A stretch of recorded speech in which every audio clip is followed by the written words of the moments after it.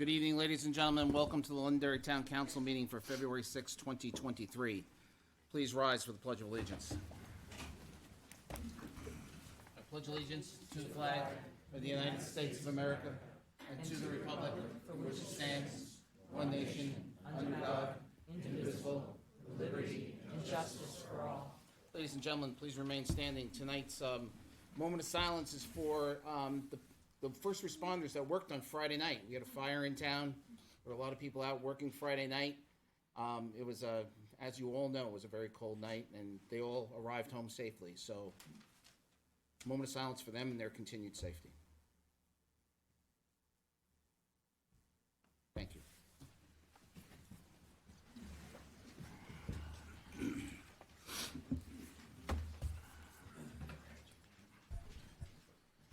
So, ladies and gentlemen, we're going to start with public comment tonight.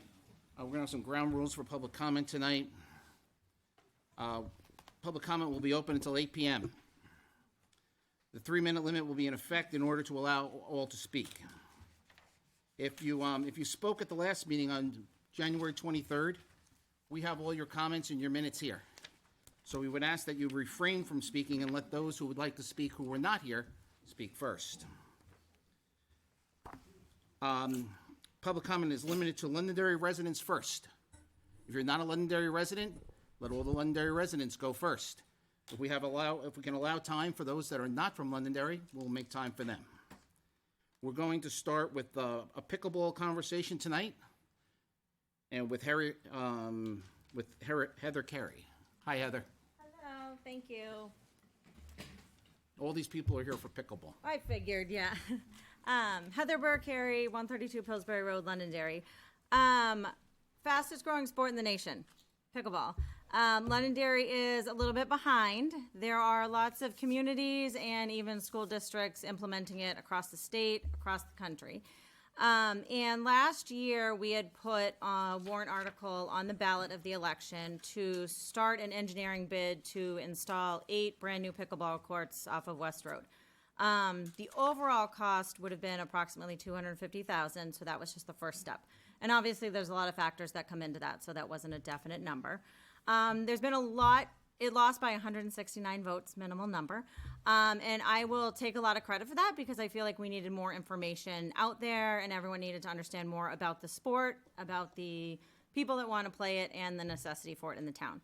I'm coming to you tonight because I've heard even more chatter about pickleball, so I wanted to share a little bit. I know the Senior Resource Committee has talked about it, the Rec Commission, and I have been in conversations with everyone, so this isn't a one-man show. Although if anybody does have interest, if they could reach out, that would be great. There are grants available. We talked to Senior Resource Committee last year about the AARP grant. There is a grant, which is kind of my main point of the discussion, from the New Hampshire Division of Parks and Recreation, that the town, we would possibly qualify for it. It's a process that kind of starts this year, which is why I'm bringing it up tonight rather than waiting. And overall, this grant, if we were approved, if the town paid the cost, and let's say for 8 pickleball courts, it was $250,000, they would reimburse the town $125,000 of that.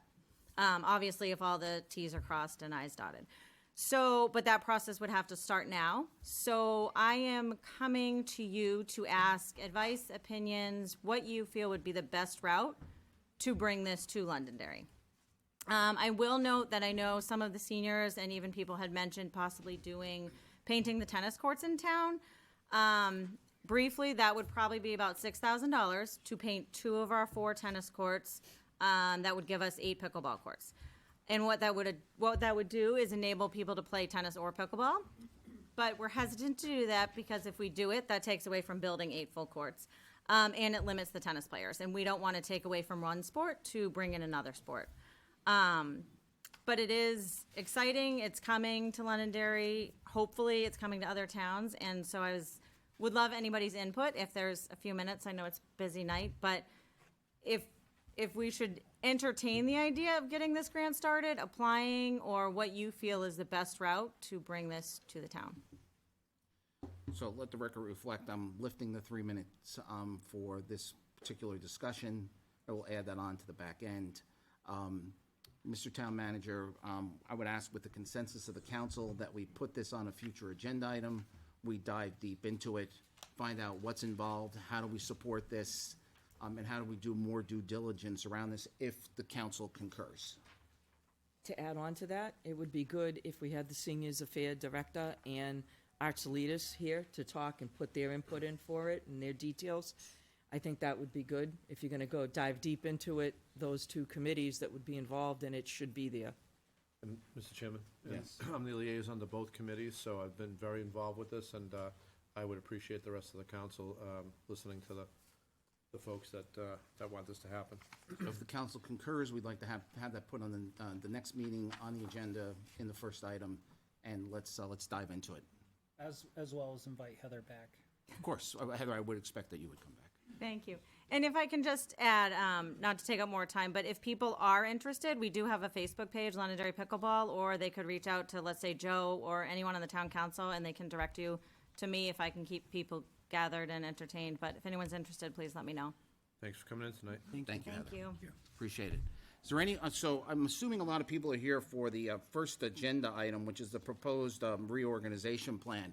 If you were here for another reason, I'd like to give you the courtesy of being able to address the council before I open public comment up for any other reason. If you're not here for the proposed reorganization plan and you'd like to address the council, now would be the time. Sure, Yes. stand up. Yes? Sure, come on up. I just need your name and your full address. Yeah, Tanya Christian, 103 West Road, Londonderry. Yes, are you here, this is a separate subject? Yes, Mr. Chairman, there's a Yes. separate item on the agenda under new business for this item. Gotcha, okay. May I sit? Absolutely. So, yeah, you have 3 minutes. Of course, if you're going too long and we, we're just trying to stay on time tonight. But I'm going, if I need to lift the 3 minutes, I will lift the 3 minutes. Okay. So please proceed. I'm here hoping to do a quick claim deed with the town of Londonderry for a piece of property that I thought I bought, but it is not actually part of the property. And I've had my attorney research things and was hoping maybe to get the quick claim deed so I could combine that property with my existing property and file a petition for a quiet title and group all the acres together to make it just one lot so it can't be divisible again. So, Mike, are we addressing this under agenda item 3? Correct, Mr. Chairman. So you've met with Tanya? Yes, corresponded with her attorney as well. So you're up to speed on this? Yes. Okay, looks like we're gonna address it tonight. I'm here. Thank you. Thank you for coming down. Thank you for having me. All right, ladies and gentlemen, as I said, if you were here to address item number 1, please feel free. Londonderry residents only. Mr. Chairman, I realize that I'm not a Londonderry resident, but I am an employee of the town. That is the subject of why all these folks are here. So I'm requesting permission if I could just speak first. I'm sorry, we've already spoken at the last meeting. I'm going to let the Londonderry residents speak first. Okay.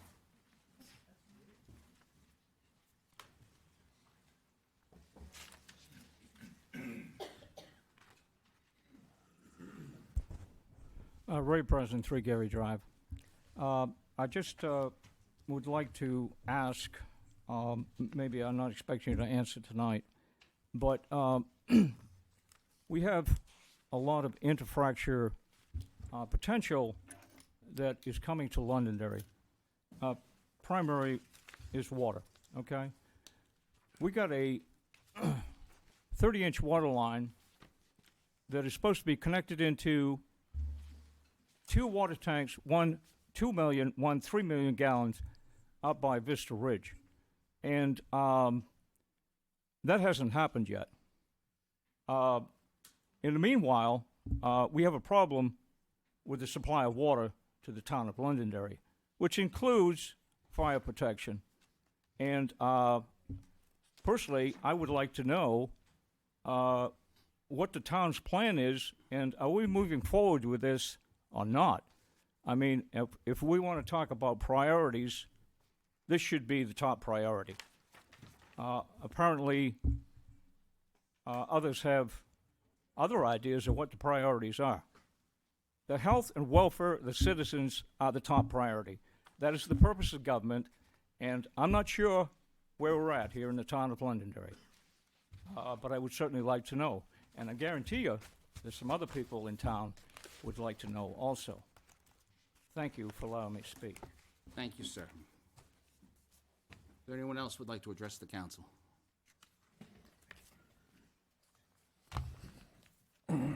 Good evening. Name and address, please. Daniel Bouchard, O'Connell Drive, Londonderry. I'm here to speak concerning this whole incident that's going on with our associate planner. Really, really disappointed in the board, okay? And I'll tell you why, all right? Our employees are very valuable employees. I hear it all the time. It's so hard to find people to work. People don't want to work. Councilor Green, I'd appreciate if you'd be listening and not doing your paperwork.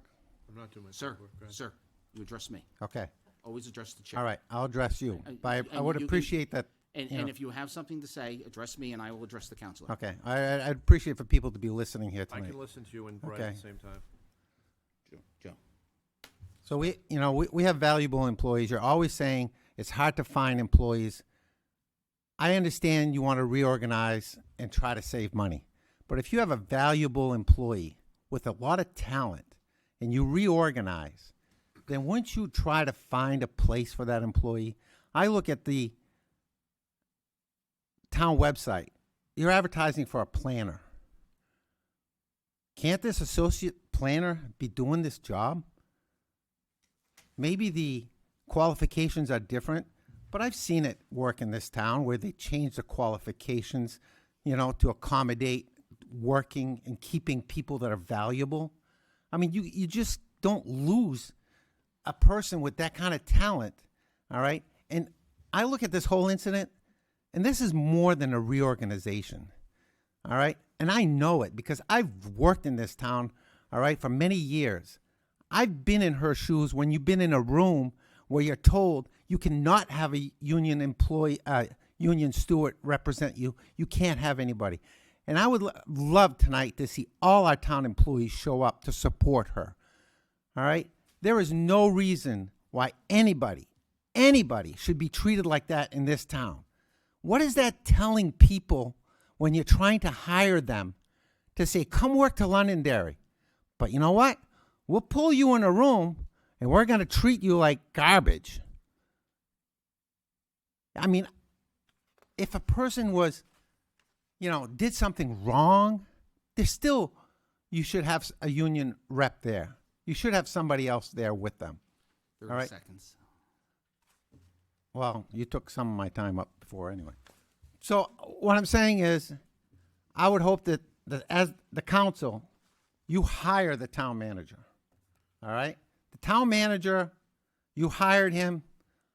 I don't think he had a lot of managerial experience. Maybe you need to send him to, managerial school to learn how to manage people. All right? But it falls on you guys. All right? And don't hide behind the charter and say, it's not ours. It's up to the town manager. All right? You hire the town manager. It falls on you guys. All right? And I'm asking you guys to do the right thing by the town employees in this town. They work their butts off for you. You know that from the fire, all right, where the firemen were there. All right? Thank you.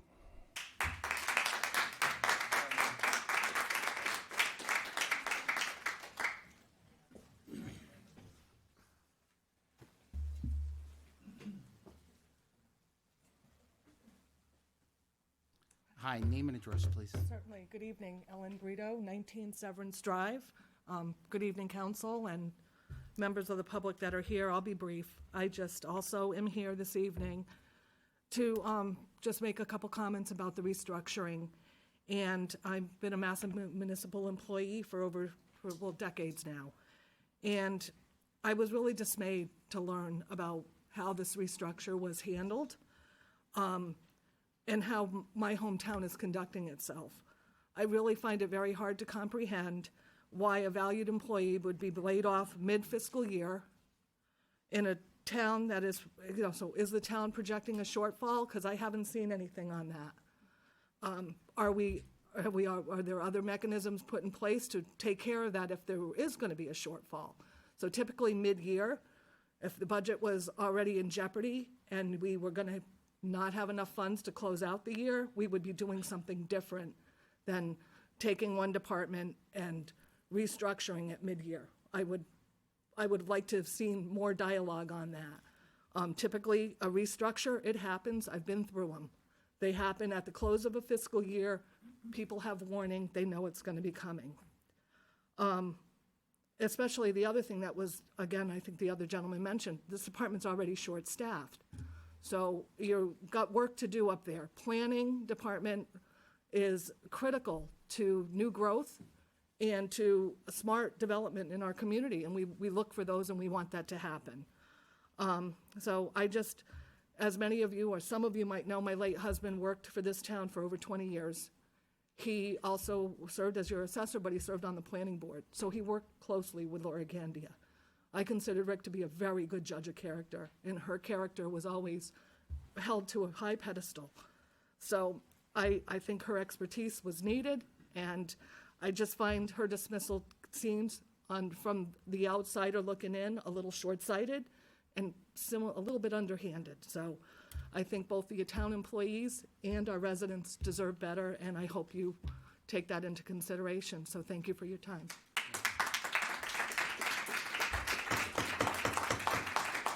Ladies and gentlemen, if you're going to keep applauding, that's going to cut into the public comment time. So please hold your applause. Let us keep moving along. Christine Perez, 5 Wesley Drive. As long as we're on unhappy notes, we have 2 rooms. We have rooms in the police department and as well as the town hall that we're told now that cannot be used by any group. The one in the police department is named the community room, and it has access that doesn't interfere with the working of the police department. Back in the fall, Mr. Malaguti, when asked, was told a group that we could use the community room at the PD if available. Arrangements were made with Chief Bernard. The room was utilized without issue on in November. Then in December, a false report was made to the police department that there would be trouble at the meeting in December. The group was told they could not meet. A sign was put on the door that said no meeting here. The meeting took place without incident at the library. First, that was a false report. And was that false report investigated? And if not, I request that it is. Second, it appeared that other groups in town had access to utilize rooms here in the town hall on a first-come, first-served basis. Other towns, including Litchfield, uses their community room in their fire department for groups. These are town buildings paid for and maintained by the taxpayers of Londonderry. Other towns allow it. We should all not suffer because of a false report being made to the police department. You may have the right to say, no, we can't use it, but it is just not right. I respectfully ask that the present policy is rescinded. Secondly, on January 10th, I sent a letter to Mr. Malaguti and the town council members. I never received a word from any of you or Mr. Malaguti. So therefore, I'm going to read that letter so that it is public knowledge and it is in the record. Mr. Malaguti and town members, John Farrell has and continues to be rude and disrespectful to me at meetings. He has refused to answer my questions at multiple meetings, and he refused to read a letter that I specifically asked to have read publicly and be part of the record. Tonight, he allowed questions on some warrant articles, but if I had a question, he was not taking questions. His blatant lack of respect was noted by many. This behavior is unacceptable and intolerable from an elected official in the top position in our town. Please remind him that he was elected, as I, to represent all the people of Londonderry, like them or not. Please consider this an official statement of dissatisfaction. Christine Perez.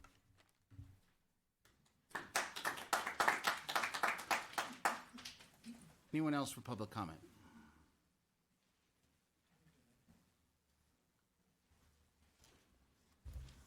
Good evening, Suzanne Brunel, 42 Calla Road here in Londonderry. I have been a resident of Londonderry for more than 30 years, 1983 graduate of Londonderry High School. I'm a practicing attorney for over 30 years, and I sit as your vice chair on your zoning board, and I was one of the few members that was not available 2 weeks ago to speak on behalf of Laura Gandia. Invaluable. These are all the great words we've heard. We need her help at that board. Although I've been practicing for 30 years, it has not always been in land use. We had outside counsel come in, which I appreciate the effort, but it was a disaster. Her knowledge far exceeds most of the attorneys I practice with, even in the area of land use. To let her go at this point would be a travesty. The cost of $140,000 or around about there, although I appreciate the town manager looking for ways to save money, because that's great, this isn't it. One lawsuit, $140,000 easily. Our office generates bills like that on a daily basis, and it would be bad for this town to lose someone that mitigates loss and damage for us on that board, and we need her expertise there. I think that this board does a lot of hard work, but I think this is an easy decision. Easy. And don't sidestep it, because I'm watching, people are watching. That's what you're there for. So make the right decision. That reorg is not going to work. Find the money someplace else. If you need help, I'll volunteer my time and look at it and tell you, hey, here you go, pick that spot. Let's not be penny wise and pound foolish. Thank you.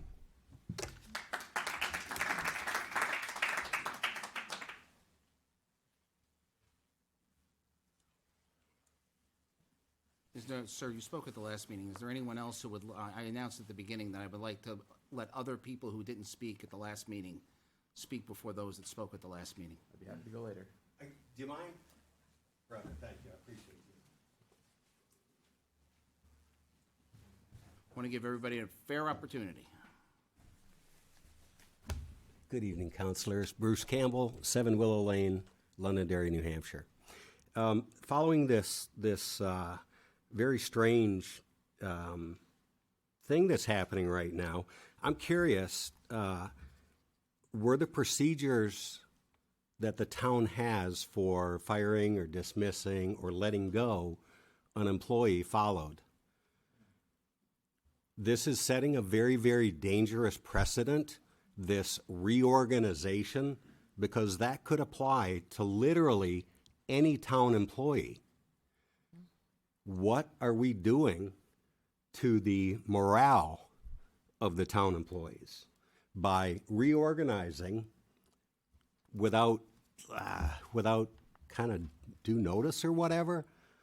And the way that we, as the town of Londonderry, the way that we get rid of an employee, did we follow those procedures from an HR standpoint? I know union is also involved. So there's a collective bargaining agreement that also, I believe, is if you go ahead with the reorg, I believe that will also be tarnished, your relationship with the union. So just a couple of questions. That's all I've got tonight. Thank you for your time. Thank you. Is there anyone else who has not spoken at the last meeting who would like to speak tonight, who's new to this conversation? I want to give those people an opportunity. Oh, and they didn't clap for me. We're not clapping anymore. Good evening, David McCullough, 3 Sequoia Ave in Londonderry. Just looking at this from the reports that are in the newspaper, things that are there, it is strange to see the process. It is difficult for me to imagine, and I've been an accountant, business consultant for over 40 years, of having a situation where you go in and terminate an employee in this manner. I mean, at this point you're saying, it would be appropriate, I think, to say to the employee, we're talking about reorganizing. If we do, this position will be eliminated. I figured that's a heads up. But you don't terminate somebody that way. You don't terminate somebody and force them not to be able to go back to their desk. What are you so concerned about? There's nothing in any of the information that says she was a bad employee or that she was a problem in the town hall. There's nothing about that. This is the kind of action you take when you've got an employee that is dangerous. It was humiliating. So I think there's questions. We have a lot of questions. As the last speaker said, did they follow the personnel code? Did they follow the collective bargaining agreement? I think this shows an extreme lack of judgment. It puts into jeopardy everything that the town manager proposes. Because it's all about judgment at this point. And if I can't rely on the person's judgment, then I have to backtrack on everything that he or she says. So in looking at this, I was disappointed because in the last meetings when I read the minutes, there was an indication that there was an issue with 4.8. I would like to have known that before I get up here tonight. Is that something that you think you have an issue? What was the decision of the town attorney? What are some of the other things that were brought up in the minutes? What is the disposition of those? So that we have an idea that this is properly being looked at. I think for the town it was very, very disappointing. As an employee, would I want to come to work for an organization that has this as its record? If I have 2 job offers, this is a big black mark for the town of Londonderry.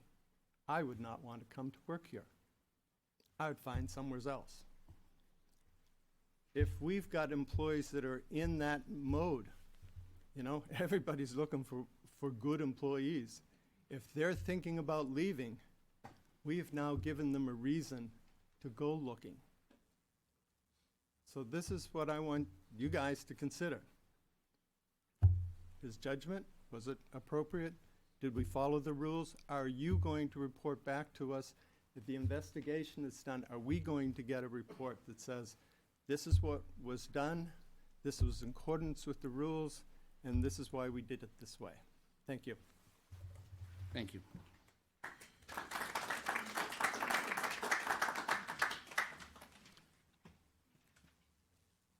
Name and address, please. My name is Liz Neville. I'm at 5 Isabella Drive in Londonderry. I adamantly disagree with this reorganization plan. I believe that the treatment of Laura Gandia was unfair and mean. My faith teaches me to treat others as you would want to be treated. Ms. Neville, you need to address me. And I ask, would you want to be treated that way? Would you want somebody to walk into your office and say, we're reorganizing, you need to leave?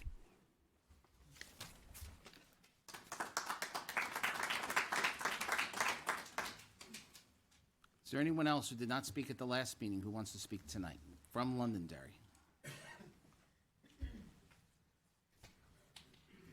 Martha Smith, 38 Shasta Drive. And I am just very confused by what has happened here, because as far as I know, the town was advertising for a town planner, and we hired a young woman for that job.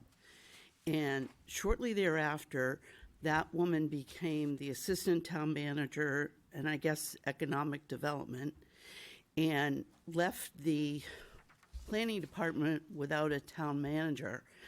Now, from being here at the last meeting, being here at, which I didn't speak at, but, and being here at this meeting, all I've heard about was what a terrific employee Laura is, and that specifically how knowledgeable she is on her subject matter.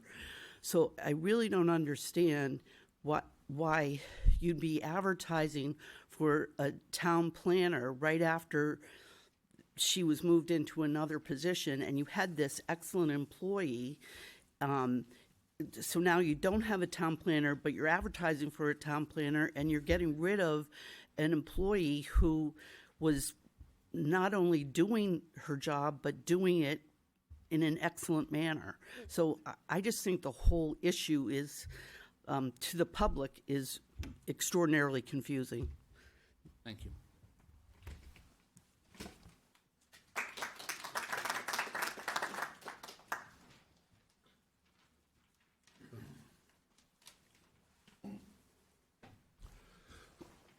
Name and address, please. Yeah, my name is Ken Rahilly. I'm over at 1 Ridgemont Drive here in Londonderry. I don't come to the town meetings too often. I really admire what you guys do, and I appreciate what you do. For the case with Laura Gandia, I think her dismissal was handled poorly. A lot of ways it could have been done. That was not the way to do it. I've known her for a number of years. She's an outstanding character, skilled, helpful, level-headed, conscientious, and she's legally wise. To lose her as a planner or an assistant planner would be a loss of legal skill that you're going to be paying for on the back end. Paying lawyers a couple $100s an hour to do the stuff that she's doing as an associate planner is not wise. I would, when I heard about the position that was coming, missing the lead planner role, it just strikes me as common sense that you would promote her from within to take that role that she's been doing for so long. And it's a simple decision. She's outstanding. That's all I have. Thank you, sir. Thank you.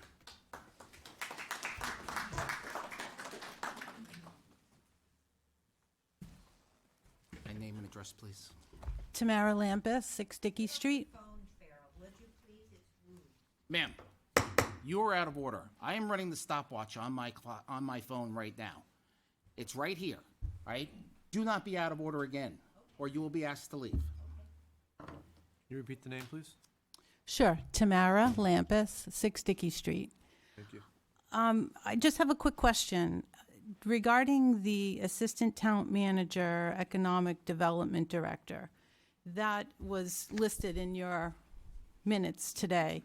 Is this the current job description of what this person does, or is this, or, because I see that there's an associate planner in here, so I'm a little confused, just trying to understand. We don't generally get into, what the positions are. Right. In public comment, and with regards, if it's, what you have is the job description that is posted on the town website, so that would be the job.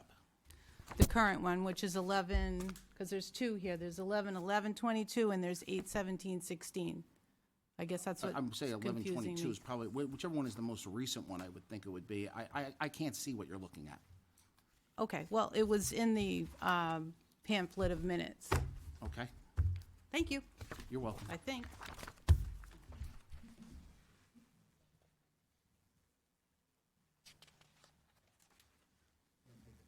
Anyone else who hasn't spoken?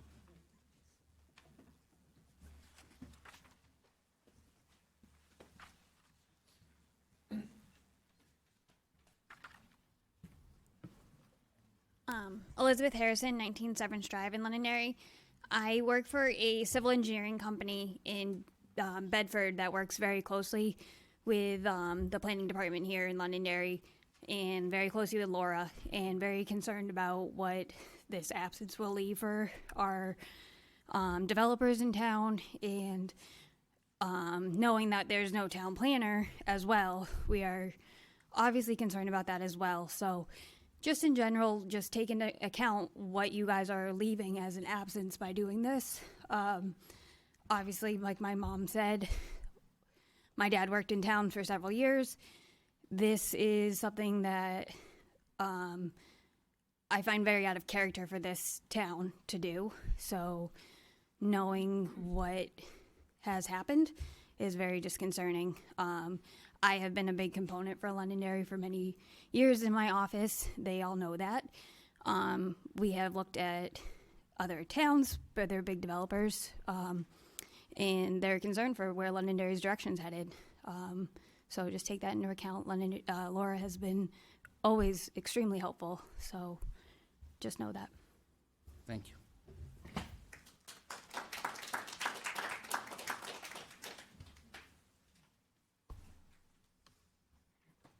Anyone else who has not spoken, who was not at the last meeting and spoke at the last meeting?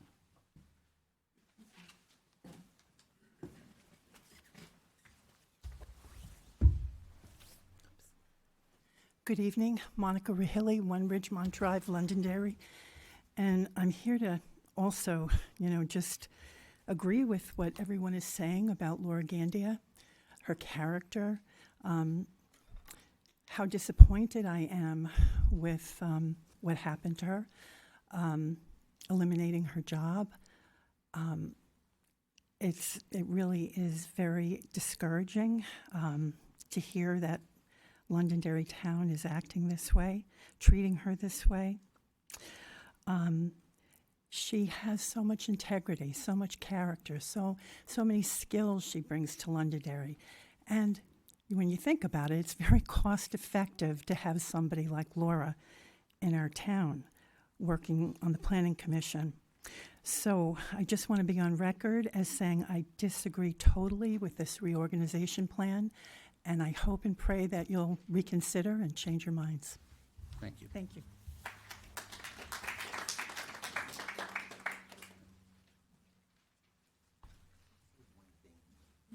I'd really like everyone else to have an opportunity to speak first. Dan, please, I'm asking you, please. Will I later?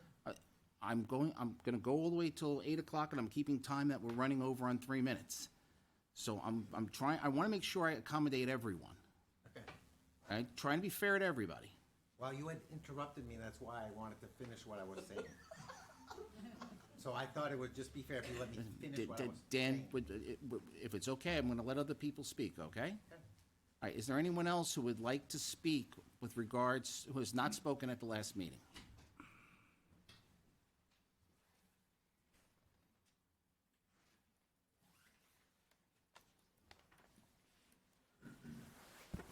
Hi, name and address, please. Hi, my name is Patty Scarfo. I live at 167 Winterwood Drive.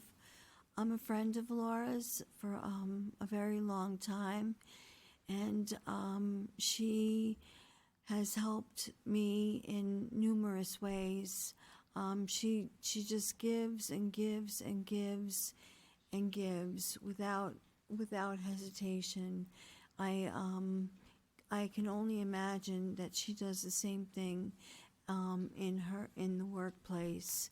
She's got such a giving spirit, such a loving spirit, and the way that she was treated on the day that she was escorted out just broke my heart because she did not deserve that.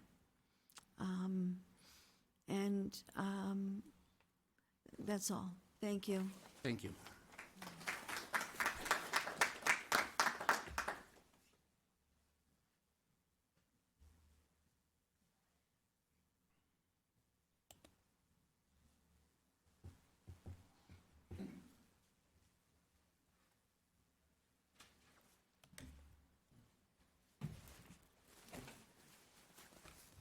Hi, Kevin Cronin, 12 Premier Drive, Londonderry. Like many others, I know Laura. I've worked with her. She's of the highest integrity and caliber. I can only imagine that she takes that or took that to her town responsibilities. Sadly, I think it's too late to get Laura back. I don't think I'd want to come back if that was the case.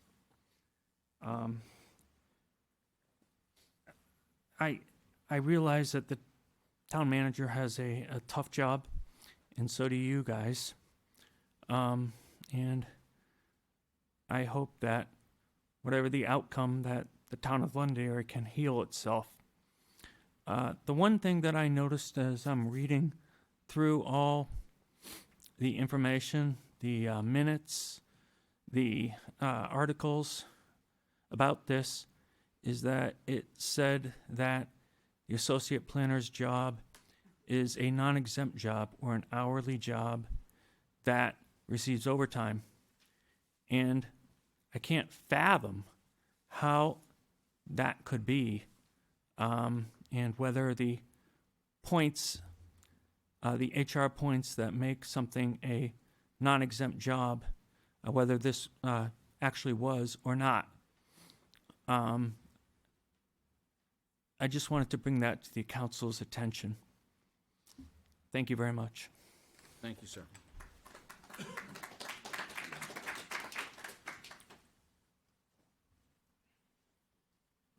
Anyone else who did not speak at the last meeting, who would like to speak now, who's a Londonderry resident?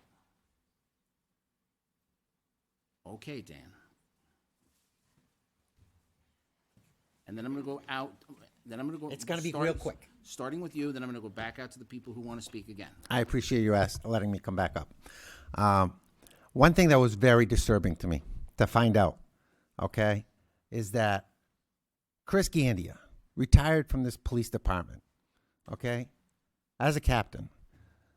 Councilor Butler, at town meeting, gave him an award, spoke highly of this gentleman, and yet he was served with a no trespass, okay, on the town property of Londonderry. Why? Why was Chris Gandia, because he supports his wife, and she was served with a no trespass order on town property? I just think there's so much more to this than a reorganization. You really, really have to look at this, gentlemen and ma'am, okay? Because this is not good for the town of Londonderry, not at all, okay? And I looked at the video at town meeting where Councilor Butler spoke so highly of Chris, and I'm so disappointed that he got served a no trespass order and his wife. That's what I have to say.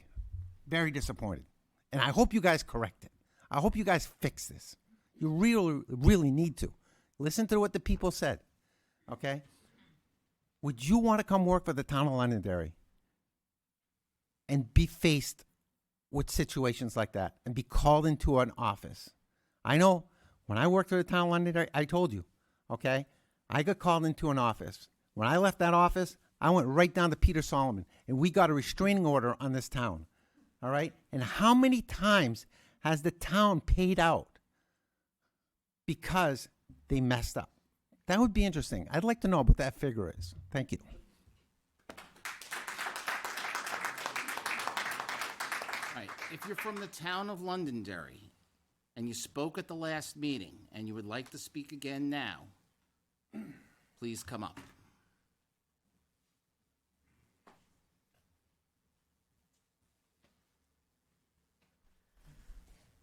Amanda Longo, 42 Forest Street. I just had a question for you or for the council, because I'm not sure you might recall off the top of your head. Looking through the documentation for the job descriptions, and after hearing Mr. Malaguti speak at length regarding to the positions, it sounded like, or there was a perception that Mr. Malaguti had been thinking about this reorganization for months. Would you say that's correct? I'm not going to be answering questions Okay. about the process that Mr. Malaguti took. Okay, of course. I think that was the perception that we got, that this was a well thought out and very long, drawn out decision. However, I cannot find any meeting minutes for any of the most recent budget workshops, which were just like a week or two before the last meeting where we discussed this position and the cost savings. So I'm a little bit alarmed. I just can't find why we didn't discuss these cost savings during all the budget workshops with the budget committee. So if you guys could point me in the direction so that I know I'm not missing something, I think that would be really helpful and provide a lot of clarity that clearly this was not a rash and rushed decision, because that's what it looks like. So the packet for all of this decision was not even posted with the meeting minute or the meeting agenda when the meeting agenda was posted the week before. So it does seem very rushed, and particularly where we can't find any of this information or in any of the previous workshop meetings, I think it would be helpful to learn that maybe they do exist and that it was thought out, because it doesn't seem that way. Thank you. Mhm. Right. Yeah. I'm just trying to get through the Londonderry residents. If you're, yes, if you're a Londonderry resident and you want to speak again, I'm trying to follow an order here.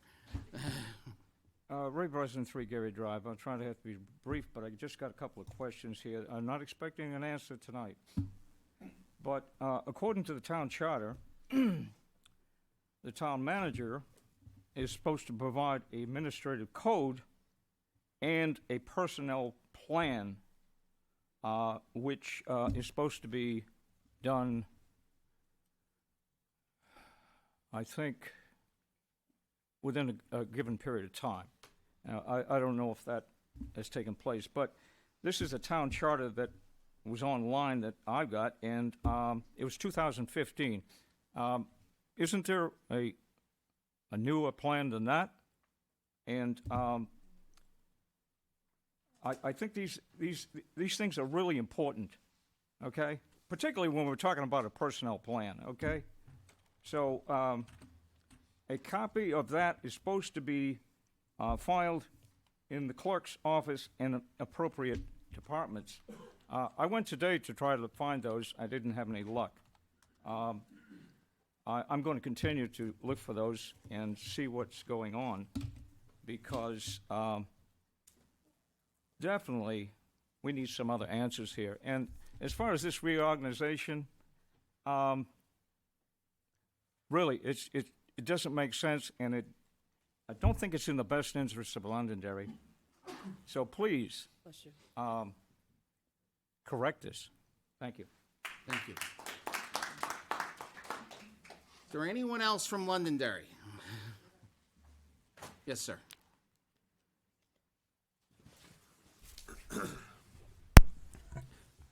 Chris Moore, 38 Oak Ridge Drive, Londonderry, alternate member of the zoning board and an active member of Leadership Londonderry. I come today to request that you vote against approving the town manager's proposed reorganization. I understand the town budget is limited and that we already make difficult decisions on where to spend that money. We intentionally understaff our police department to help afford the cost of cruiser maintenance and other expenses. I know creative budgeting happens every day to make this town run smoothly, and I appreciate Mr. Malaguti for looking at ways to run this town as efficiently as possible. I also understand that this position is not required to be filled, even if it is available. But price is only an issue in the absence of value. The value that the associate planner position brings to the town far exceeds the cost of the role. The role is currently filled by Laura, and while we are evaluating the position and not the person, it is difficult to separate one from the other. Having witnessed Laura in person on numerous occasions, she goes well above and beyond her role, and as witnessed twice now, the town wants and needs Laura Gandia. To move this town forward, I hope we again consider value along with price to the residents of this great town. Thank you. Thank you.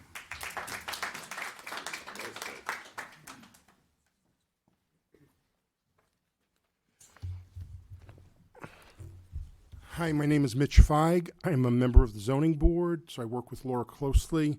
I just have 4 things to say, and I'm going to keep them quick. Sorry, 37 Wilshire Drive, Londonderry, New Hampshire. Got to record it for a minute, so thank you. No, got it. First of all, my perspective looking at the reorganization plan is it's pretty clear that if you vote in favor of this, you're voting to eliminate the position and fire the person, and you can hide it any way you want. You can call it anything you want. It results in a firing of the person we're all here speaking on behalf of.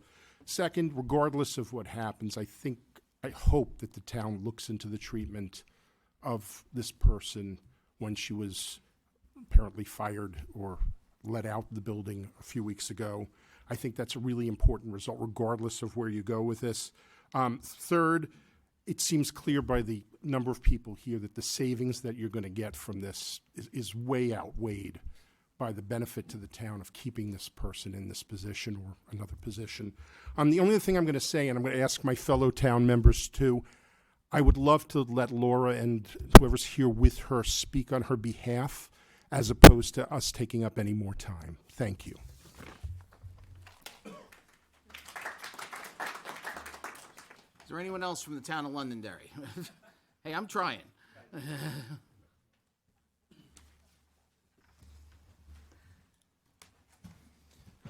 Robert Longo, 42 Forest Street. Thank you, councilors, for your time. And again, I thank you for coming out during the last meeting. I know the weather was bad, but I appreciate it. I would like to see this council decline to vote in favor of the proposed reorganization plan. We saw an exchange at the last meeting between the council and the town manager as the reorganization plan was discussed. And Mr. Chairman, you rightfully stated that you felt council was needed as the matter was pushed to this week. But that does raise an alarm with me, because we needed to seek legal counsel for a reorganization plan drafted by a career attorney. Now, it has been outlined that there are benefits to having attorneys on staff in any organization to cover legal matters. And we have heard from members of the zoning committee, the planning department, that has for a long time been a benefit here in town hall. So that raises questions for me as a taxpayer about billable hours for legal fees. All of this counsel that we are seeking outside of the building. I have a good understanding of this because I earn my not salary, but I earn my compensation by billable hours as well. So that's very alarming to me, how much outside counsel we are not only seeking for this matter, but for everything going on in the planning department while Laura Gandia is not there. Councilors, I urge you to decline to vote in favor of the proposed plan for reorganization. And Mr. Chairman, I would like to request, you've been very generous on our time, but I would like to request that you give us an extra 15 minutes for public comment. Thank you, What sir. I'm doing right now is I'm tracking the ones that go over, and I'm certainly not going to cut people off, but I do have to keep the meeting moving. I appreciate So that, sir. Thank you for your time. Thank you. I'm waiting to find out. Is there anyone else from the town of Londonderry? Otherwise, I'm going to open it up. Okay. I just had to get through that piece first. Thank you, Chairman.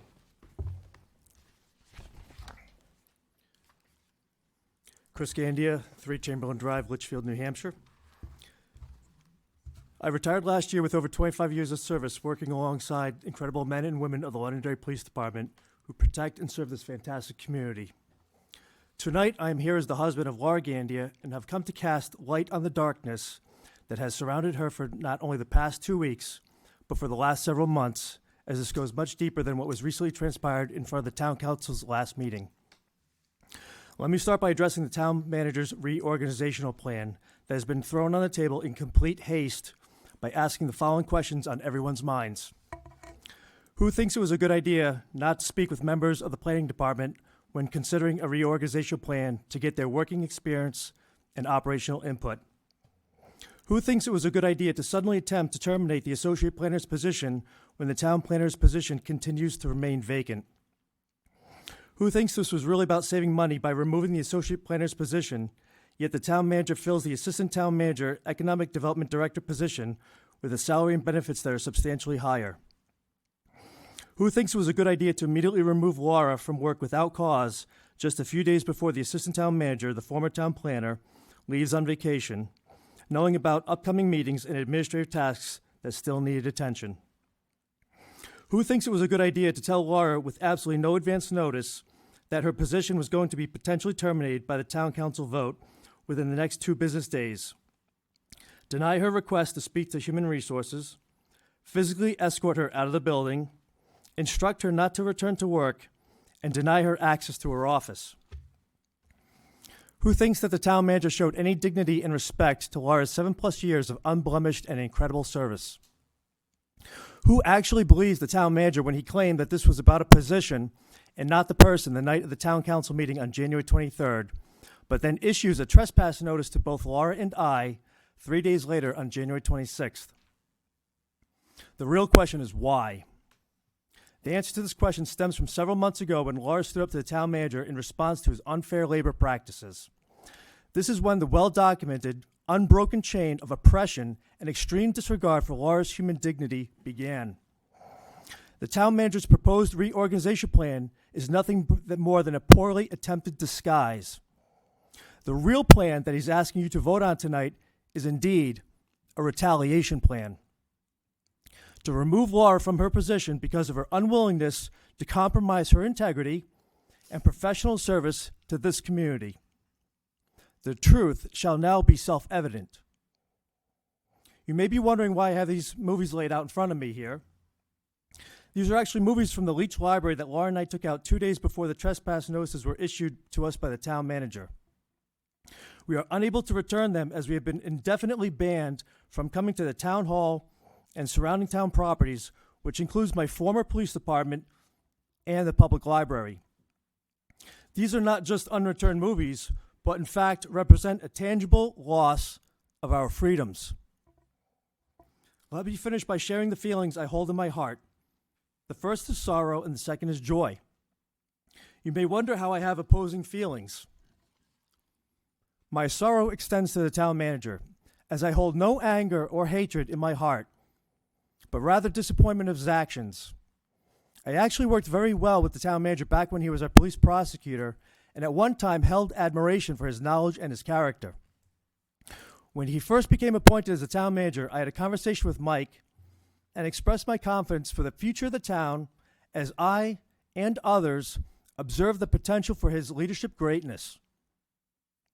However, the town manager chose the wrong path, which had led him astray of what could have been an incredible opportunity to serve this wonderful town with dignity, humility, commitment to community service by leading all the outstanding employees of the town hall who unfortunately now fear him.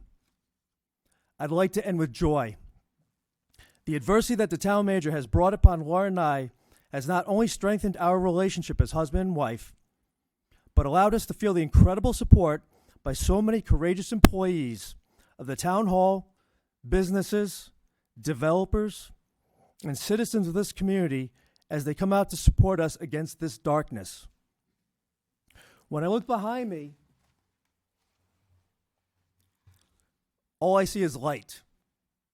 The light of love and encouragement that we would have never experienced if it wasn't for the adversities that we have endured.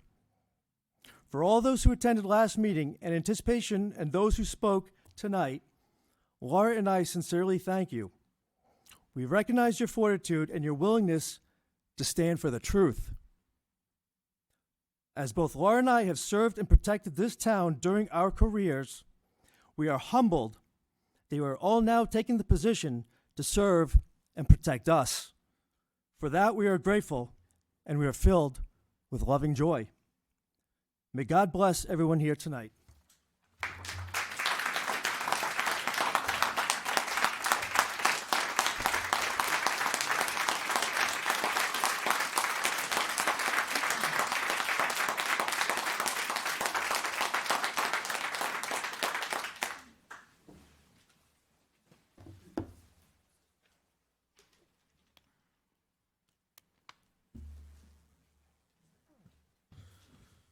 Evening, Mr. Chairman, members of the board.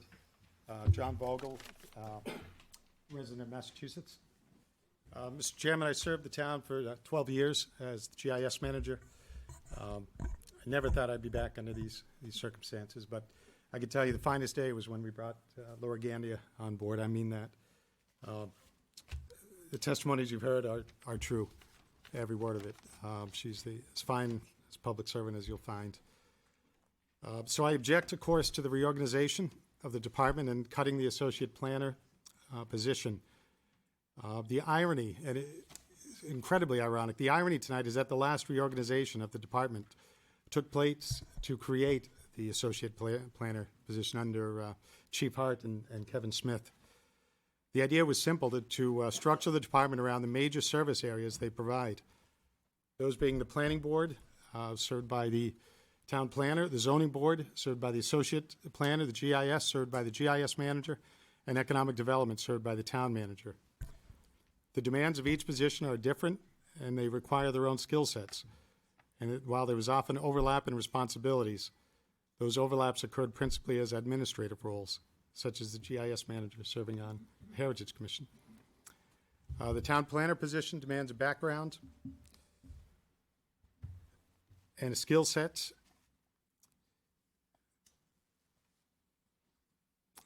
I lost my place.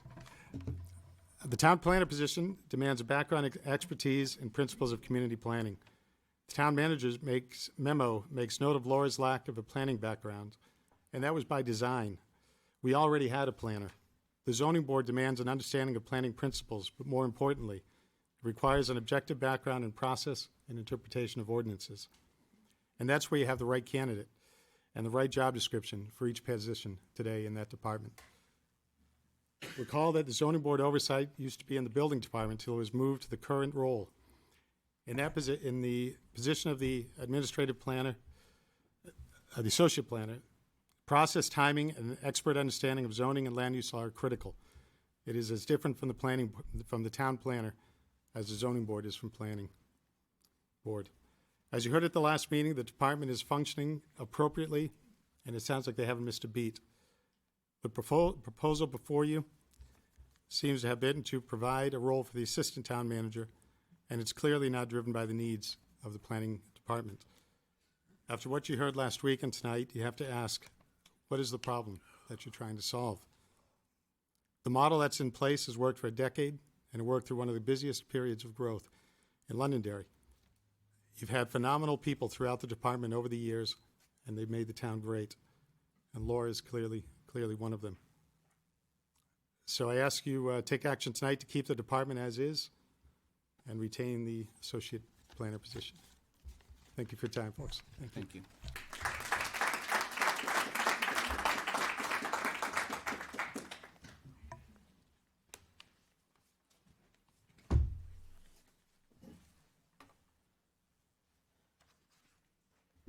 Hi, name and address, please. Hi, Kristen McCullough, 43 Forest Street here in Londonderry. I have been asked to read a letter that was given to me, written by Colleen Mayu, who was a previous employee of the planning department, if that's okay. Dear council members, I recently became aware of the proposed plan for the reorganization of the Planning and Economic Development Planning Department and submit this letter to provide additional context regarding the roles and responsibilities of the members of that department. As the council is aware, I served as the town planner department manager from April 2016 through May 2022. During that time, the town manager was the designated department head of the planning department and was also responsible for economic development initiatives within the town. The town planner served as department manager, a capacity which provided some administrative oversight function.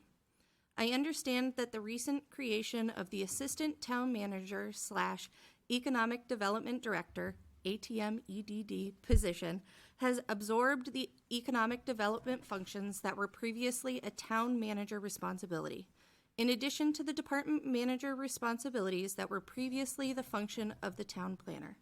The addition of this position is a great opportunity to provide the planning department with direct management and to relieve the town manager of economic development responsibilities while improving support to businesses currently in or considering relocating to Londonderry. However, this position does not alleviate the significant demand for the services that are consistently provided on a day-to-day basis by the planning department staff, including the town planner and associate planner. It may be a conflict for the staff person responsible for economic development and business growth to also play a role in the review of significant land use applications. It is critical that there be a separation in duties between economic development and planning. In watching the presentation to the Town Council on January 23, the associate planner position is stated to be redundant and duplicative. These statements grossly misrepresent the importance of the role of each position in the planning department and the associate planner in particular. In the planning department, customers come in the form of taxpayers, business owners, developers, engineers, attorneys, current and future residents, the town's land use board members, the town council, and town departments and staff. Every member of the planning department plays a key role in assisting these customers in accomplishing the mission of the department. The associate planner position was described by the town manager as a support position with a solely administrative function. This description fails to recognize the actual role of the associate planner. The associate planner is responsible for managing applications made to the Planning Board, Zoning Board, and Heritage Commission, providing initial technical review of each application for completeness and adherence to the regulations, identifying items of concern, and escalating issues to the town planner. This initial technical review is key in ensuring a smooth process, not only for larger scale projects that will require further extensive review by the town planner and town engineer, but also for the smaller projects, which, though less complex, are likely to need additional support and guidance from the associate planner, as they are typically project proposals made by residents of the town, usually without their own professional representation. The associate planner also reviews legal documents, including easements, condominium declarations, and HOA documents, eliminating the need for review by outside legal counsel. Elimination of this position will reduce the efficiency of the project review process and further will shift additional administrative responsibilities onto the town planner, reducing the overall productivity and responsiveness of the town planner. In municipal government, and in a planning department in particular, the other duties as assigned task in the job description represents a significant and often underestimated role. The associate planner is tasked with doing significant research in support of other town departments, including the assessing department, Department of Engineering and Environmental Services, and Building Code and Enforcement. The associate planner assists residents and applicants by conducting research on past land use decisions, deed histories, and legal matters relating to land use. The associate planner may spend hours daily responding to inquiries from residents, businesses, and board members, and is relied upon to provide well-researched and accurate guidance. The associate planner position requires a breadth of technical planning skill, knowledge of ordinances and regulations and state statutes, and plays a key role in ensuring that the town is in compliance with such. I have only a little bit more, sorry. I understand. I write this letter because I'm concerned that eliminating the associate planner position will negatively impact the level of service provided by the planning department and will not further the progress of the town. From a planning perspective, there are a number of initiatives which have been on the horizon, but were not able to be successfully implemented over the past several years, in part due to workload. In addition to the necessary master plan update, which has yet to be initiated, other projects that had been identified as department goals, which have not yet been implemented, include technical updates to the subdivision regulations and site plan regulations, proposals for changes to commercial zoning, a much-needed update to the Route 102 and Route 28 overlay districts, preparation of an updated Heritage Commission lookbook, review and updates to the sign ordinance, and updates to the multifamily housing ordinance. These projects will require devotion of a significant amount of time by all members of the planning department. Eliminating staff positions at this time would further limit the town's ability to advance these important projects and respond to the changing needs of the town. The Londonderry Town Council has prided itself on Londonderry leading the way. I encourage the Town Council to continue to lead the way without eliminating any of the staff positions that make the planning department team one that provides first-class service and support to all its customers. Thank you for your time and consideration. Sincerely, Colleen Mayu, and she's of 153 Heather Hill Lane, Goffstown, New Hampshire. Thank you. Thank you.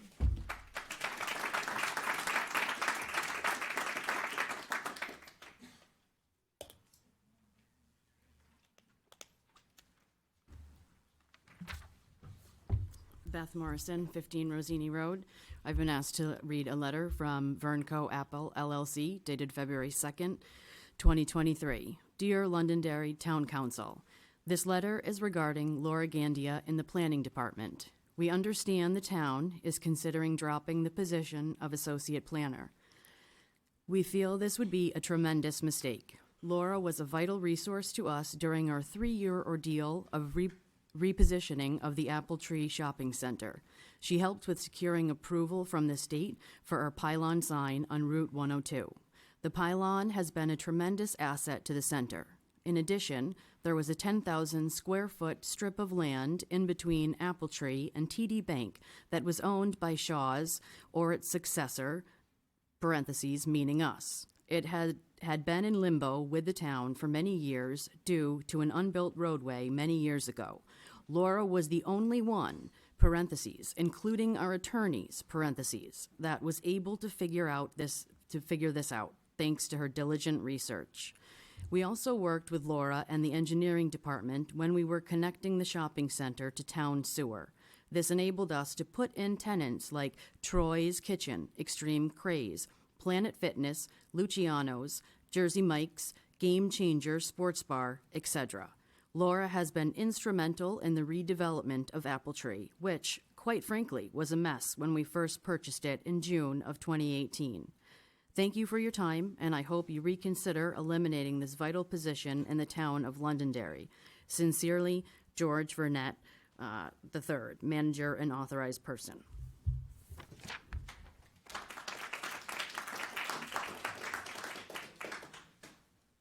All right, folks, we're nearing the end of public comment. Yes?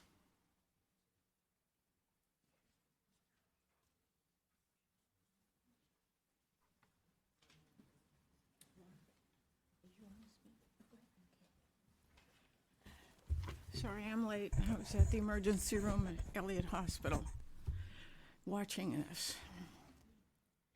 I just want to say. Well, just to let you know, I spent the and- afternoon at the CMC Emergency Hospital.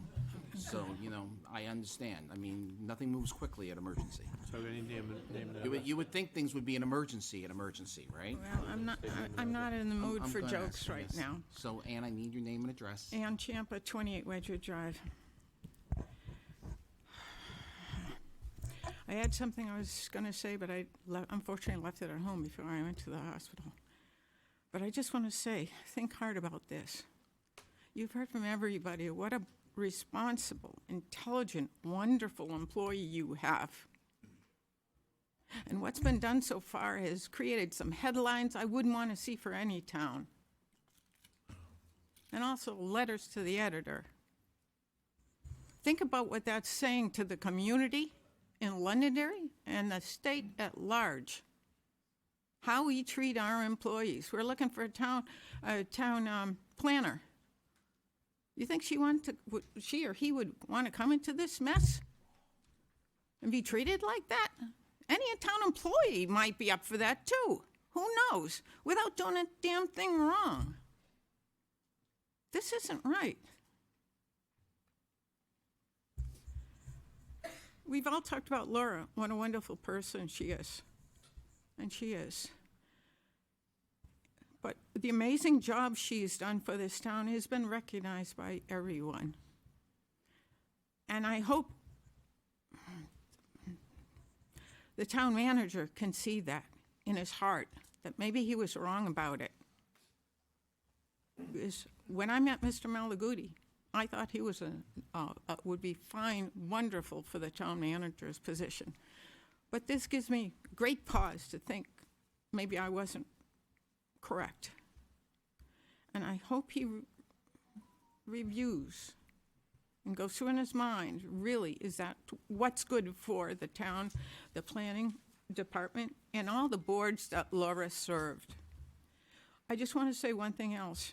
I was looking over the proposal, and I noticed that one of the employees in the planning department, the land use, I think it's assistant, she's only part-time. She's not a full-time employee. She only works 28% of the 28 hours a week, supposedly according to the contract, because it was reduced from 40 hours in 2014. And of course, with Kelly Karen becoming assistant town manager and economic development director, she wouldn't be spending a good chunk of her time working on plans. So basically, by adding what's left of Kelly's time in the planning department and the portion of time that the land use assistant is on her job, that would probably equal one person. So in effect, we only have four employees, 4 full employees in that department, not 5. Part of the, I think Kelly's probably pay should come from the town manager's job, town manager's department, because that's who she's working with. Also, economic development. Didn't the town manager, wasn't he headed that for a time, Mr. Smith?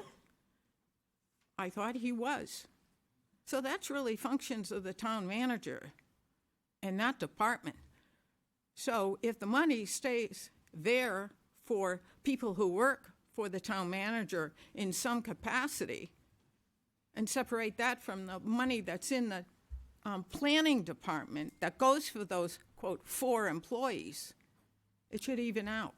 So you're really not, you don't have 5 people in the planning department. You only have 4, essentially. Thank you, Mr. Malaguti, for listening to me tonight. But I hope you'll take it to heart that. Just me. Okay, sorry, I apologize. All right, I mean, it's. I'm just used to calling him Mike, and I you know. understand. I thank you all for listening, and I hope you not only vote with your head, but with your heart too, because you're talking about a wonderful employee of this town of Londonderry. I want to look you all in your eyes to make sure you understand all the people, what they're saying, all the people and past employees who no longer live in this town, the high esteem that Laura is held to.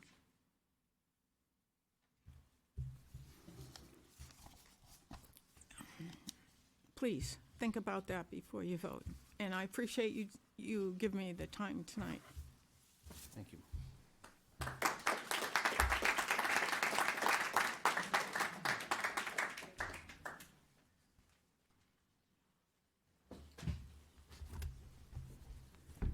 So, Ms. Gandy, if you're going to speak, please don't repeat everything from the last meeting. I've okay? actually shortened up everything in here. Okay, to thank do you. that. I appreciate that.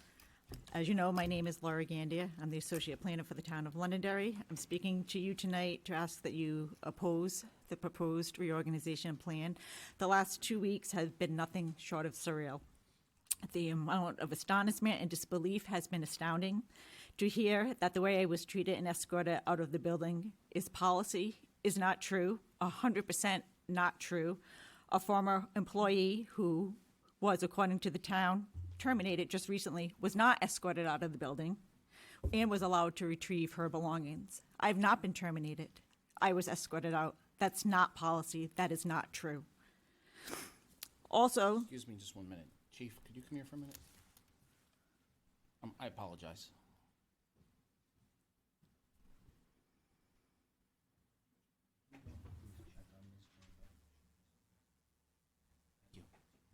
I'm sorry, I asked him to check on something. Sure. That's outside. can I continue? Has nothing to do with this meeting.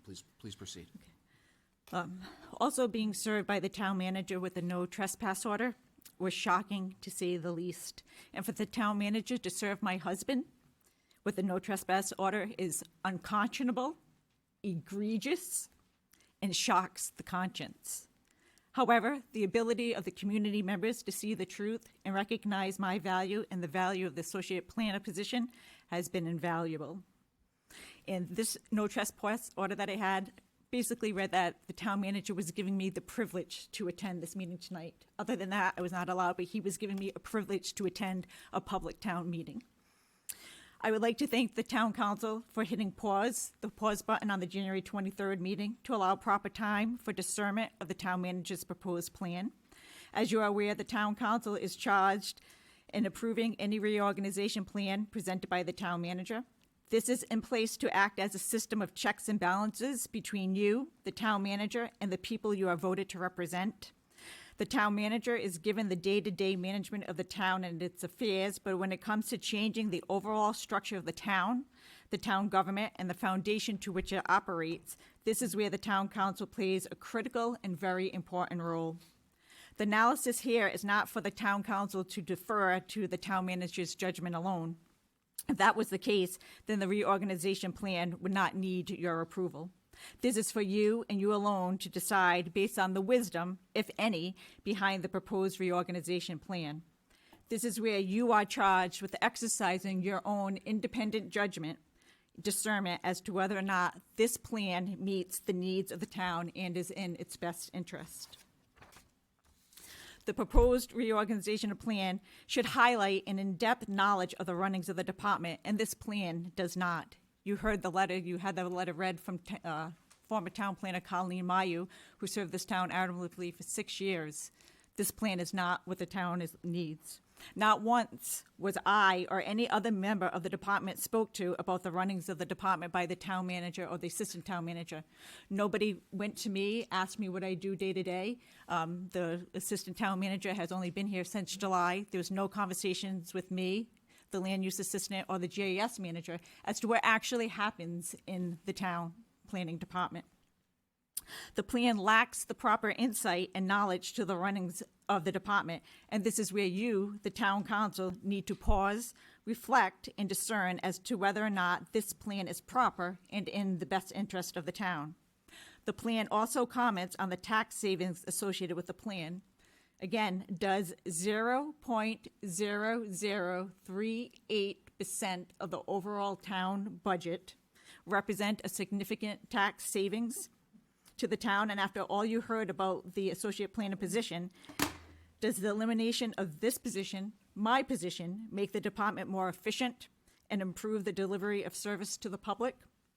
The answer is very clear and simple, and the answer is no. And I ask that you vote no to the proposed reorganization plan. Thank you. Thank you.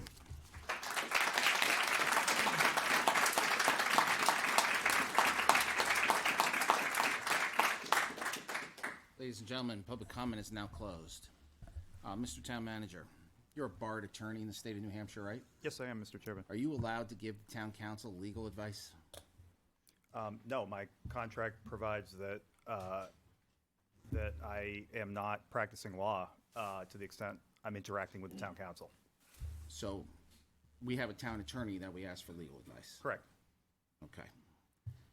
So in some cases, when the attorney is employed by the town, we do still seek outside counsel because that's how the legal system works. Correct. Okay, just wanted to get clarification on that. Okay, ladies and gentlemen, some people had asked about 4.8. Councilor Green had brought up 4.8, and we did confer with legal counsel, and he advised us that 4.8 did not apply. What applies in this is, in following the charter, is sections 8.9 and 8.10 under the reorganization plan. So the town manager did follow the plan in accordance with the charter, the way that it is mapped out from the charter that was originally created in 1996 and amended multiple times. For those of you that haven't read the charter, it really is our guideline to what we do. I'm going to move away from public comment, which is now closed, to new business. Proposed plan of reorganization, Planning and Economic Development Department. Open it up to the council.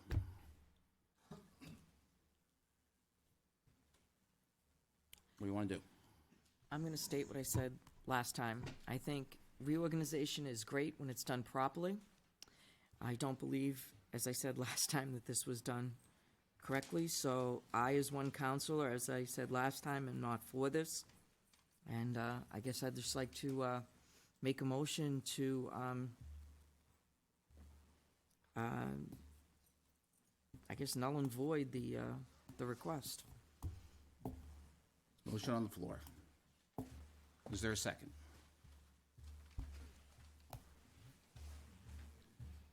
Motion dies with no second. How would the council like to proceed? I have something I'd like to say, if I may, Mr. Chair. Of course. So as I mentioned last meeting, governing is never easy. Sometimes it's required to make extremely difficult decisions. I believe when we make decisions, we're in one of three states of minds. First state of mind is your logic mind. With this, it's very black and white. All facts, no emotions. You look at things just how it is. The second state of mind is emotional minded. That is what, as it seems, purely emotion. There's little facts, no logic, just thoughts and feelings. The third is wise minded. You see, this mindset's somewhat unique. It pays respect to the previous mentioned states of mind, where it's a mixture of both logic, looking at the facts, and acknowledging and respecting your emotions. During our last meeting, we heard a lot from during public comment, and I feel that I simply could not make a decision without processing everything and being in that wise state of mind as I mentioned earlier. If I were to proceed with the decision, I knew it wouldn't be fair to anyone affected by this decision or the public who spoke. And to be honest, my emotional silo was overflowing. Over the past 2 weeks, I've devoted a considerable amount of thought and time to this, and I'm prepared to make a decision. Thank you, Mr. Chair. Mr. Chair, I'd like to make some comments. Please proceed. The town council, whether the audience agrees with me or not, is bound by certain criteria. And one of the criteria is that we set policy. There's nothing in the town charter that indicates that we get involved with HR issues or we get involved with day-in-day operations, period. Like Chad said, there's a lot of emotion in this room. I understand that. But I have to look at it, and I'm very cognizant of the fact that I have to go by the town charter. If people don't like the town charter, by all means, change it. But I have to look at the facts, and I have to be guided by the town charter. So I've looked at it. I've listened to what you've said. There's about 100 people in this room. Some are my friends. I may lose some friends. We can agree to disagree. It's a tough decision. But based on what I'm capable of doing under the charter, I have to take the personalities out of it. This is a reorganization that comes from the town manager. He has the right to do it. I am only looking at the black and white and the solid. I hear what you're saying.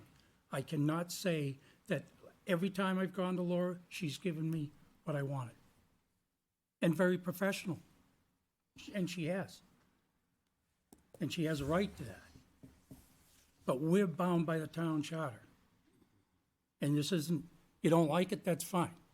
It's not a scapegoat, it's the fact. Take a look at it. I can't get involved with personnel. I don't know what's going on day in and day out with the personnel of the town. That's not my job. And it's tough. I've known Laura, and maybe after tonight, we just may not talk. They're great people, don't get me wrong. But I'm looking at what the town charter says that we're responsible for, and based on that, I will make a motion to approve the town manager's reorganization as written. Mr. Chairman, point of order. I won't entertain point of order, but I will absolutely entertain any discussion. Can I ask for a second first? Second. Discussion. Okay. I just wanted to have an opportunity to speak. Absolutely. Okay, so as everybody understood last time, there were proceedings that went on here, and there were things that were kind of halted, and I was probably one of the people that did that because I've been here for 12 years, all right? There's been people in and out of this board, and I just thought that we needed to have a timeout. We needed to take a break and understand all the new testimony and all the things that we thought might be heading in one direction and the things that we heard and some of the testimony from some of the people that were out in the audience last time caused question. So, again, I was the one who asked for the timeout, and thank you for the chairman for extending it to this meeting. My feeling is if this was about Laura, I would say 100%, let's not do what has been proposed. Laura's been here for 7 of the 12 years that I've been around. The planning department has functioned in an unbelievable manner all the time, and this is all, all I can do is tell the truth. I'm here to tell the truth, and I'm here to kind of put it all out there and explain to you how I feel. And all 7 years, we've just continued to produce and go forward. So if this was a question about, as my other counselor said, about the person, then as far as a human being for myself and all the interactions I've had with her, this wouldn't be a question as to what I would do. But the problem is that I'm a town councilor, and the town council is, what I learned was that it's not about the particular person. It's not about that particular individual that does it. It's about the charter. It's about exactly this question, whether or not the town manager can do a reorganization. This is in the town manager's purview to do it, okay? We can sit up here and say yes or no to the structure of that, okay? We're not saying yes or no to the person. It's very, very clear. I had an issue, and everybody's talks about, I think you guys talked about, putting your emotion into it. I'm a human, okay? Yeah, I'm elected an official, right? But I'm a human too. So I let my emotions take, hold of me, and I spoke to the town manager and said to the town manager, I pay you to do this.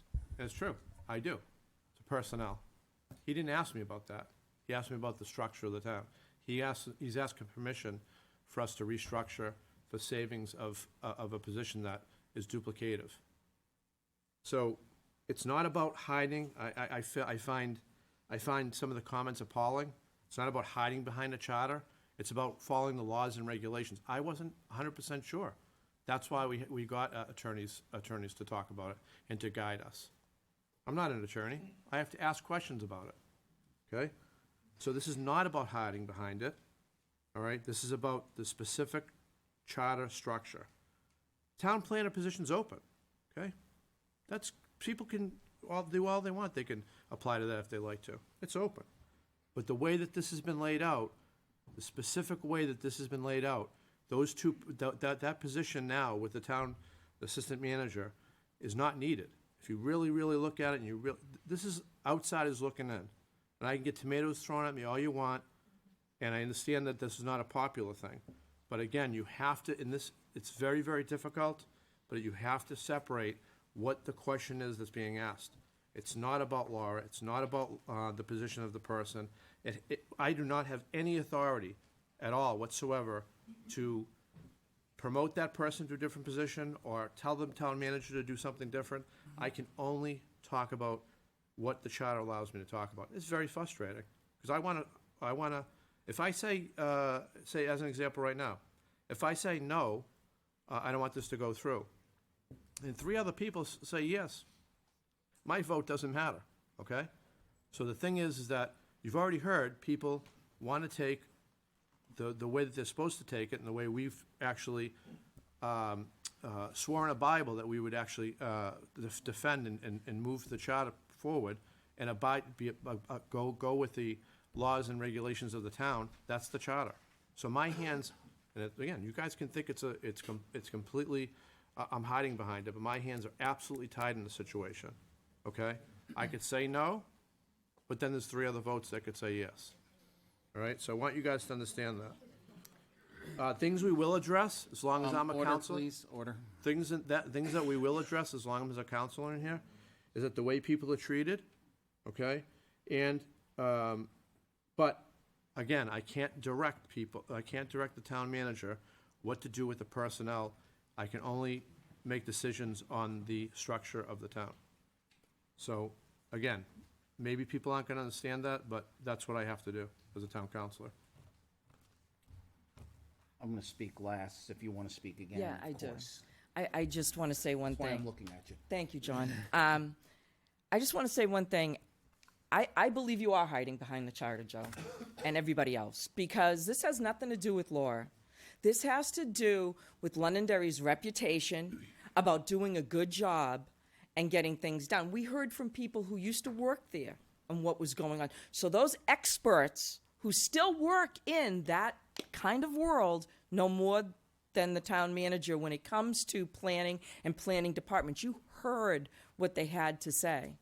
It had nothing to do with Laura. It had to do with the position. And to say that it's the town charter, then why are we here voting on it?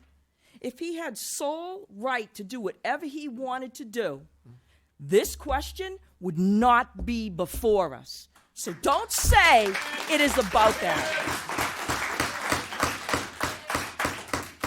So don't hide behind it. Say the truth. You just don't want, you want an excuse to make this decision. Deb, I disagree Not with at you. all. You can disagree with me. I said my piece. Believe me, I disagree I with just you. wanted people to understand that we wouldn't be voting on it if it was Can in a you violation I of want the to ask you a town question. charter. As a town councilor, can you get involved in personnel? Can you get involved in HR under the I charter? can't I come just into- asked a question, yes or no? because you're taking it out of context. I'm not taking it out of Yes, context. You are. Yes, you are. Read the charter. I have.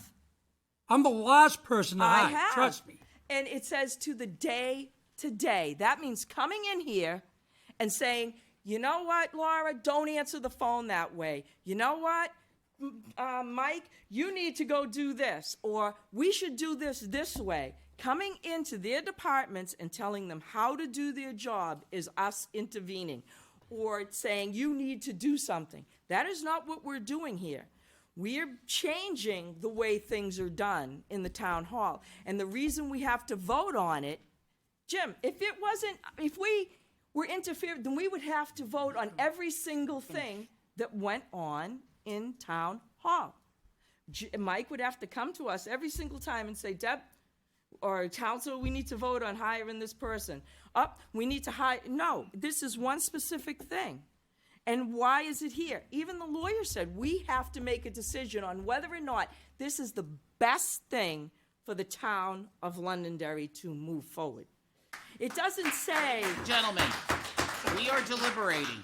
If you continue to interrupt us while we are deliberating, I will clear the room. so anyway, it doesn't say that we are obligated to say yes. It just says we have to vote on it and whether we feel it is the best thing for this town. And I personally do not think it's the best thing for this town at this point in time. You know, the contract is good until whatever. Maybe we needed to have looked at to June or something. I heard somebody, maybe it's July. I don't know. But it's in the budget. So why this is being rushed through is beyond me. Why a conversation wasn't had that said, okay, look, this is what we need to do. How do you want to handle it? And it could have been handled so eloquently, so professionally. And it probably, at that point in time, we're going to look at it. We're going to gradually wean it out. We're going to give Laura an opportunity to train the people that are there and the jobs, the tasks that need to get done that she used to do. Not assume they know what to do because it's cut off abruptly. You were transitioning. This wasn't a bad behavior policy. There was no complaints. So therefore, you wanted to transition from one to another. And that's how it should have been handled. And it wasn't. And that's my opinion. And I know I'm the sole vote yet again, but that's it. John, you can say what you want. Well, I wanted to respond to that. She attacked me on Go it, ahead, so. let him. You're good? I'm good right All right, now. so what I would like to be able to see is that we have cordial conversations, so please proceed. So the comment about me saying that I have to say yes on things, it's not, I didn't say yes, I said you have to, all the things that you just talked about is about personnel. It's all about personnel. So we're not allowed it's in the charter, you can look at it, we're not allowed to rule on personnel. Everything you just talked about was personnel matters. We're ruling on personnel, we're This is- ruling on a position. Right, and that's what we're talking about. It's a huge difference, Joe. Okay, Huge so difference. give me reasons why this specific position. We have discussion, Right? there is a motion on the floor. That is what we're talking about. It's not the personnel part Right, of and it. I'm talking about the position. Okay. You should be training someone to fill in for that. You don't want to leave a void in that department. You're down a person, actually two, until we find a planner. That's a vital department. And it's been said by John Vogel, Colleen Mayhew, people who have been in that industry, that's their career, their professional career for years. They told us that it was necessary to have someone. Laura does a good job at it. Take that out of it. I don't care if it was Joe Banana sitting in that position. The fact is, these people said that position is necessary. They reorganized to create that position because of the overload, because of the work that needed to be done. When somebody's out for a long period of time, they needed somebody to be able to fill in there. With a heavy workload, they needed people. I listened to what they said was needed for that position to be done, and done well. If you want to have it done not well and deal with the ramifications, as I believe Mr. Vogel said, or it might have been Colleen, that she saves us a lot of money with legal, catching things before they were there. So let me ask you a question then. Let me ask a real easy question. Yes, sir. So you have the assistant town manager, right? That used to be in the HR department. Now you have them in that department, okay? You have that extra person now is now working in that department, Saying leading the someone department. from HR is now working in planning? The last town manager, last town assistant manager worked You're as the talking assistant about town Lisa manager, Draven. Lisa, Okay. right? And she also worked in the HR department. Uh-huh. Okay. So now we have a different assistant town manager. Yeah. She's now working as a department lead in the planning department, right? And we have a planning position that's open. Am I right? Yeah. Okay. So with the planner position open, and there's another full-time person that's working, although she's But we being an don't have assistant them. town manager, those two positions together will do more than cover the associate planner position. No, because I That believe was there's a the plan that was conflict of given. interest with the planner being in economic development. You have somebody seducing businesses to come here and then looking at their plans? That's not a conflict of interest? That's not a setup for a law firm? A lawsuit? Okay. We don't No. seduce anybody. Well, Follow the law. entice, intrigue, convince, use a word. Let's Encourage. understand that we follow the guidelines and follow the laws of the state of New Hampshire. So But we, it's still a conflict to me. so we brought a new person in to cover that void in the HR department, right? And so now there's that much more payroll, that much more of a position that's now in that department. So we're more focused on I the planner. understand what happened. I understand how it transpired. I do not believe that in my heart of hearts, and I'll wash my hands of it. I hope something, and I hope nothing happens, but I know something will. Okay, so, and then last thing I'll say is that you have this position that's open there, and nobody's applied for it. If that particular person wanted that Why? position, nobody's applied for that. Why? I have no idea. You have to That's ask a that great person. question. So the point, so the point was, and I said very clearly, that person didn't apply for it, okay?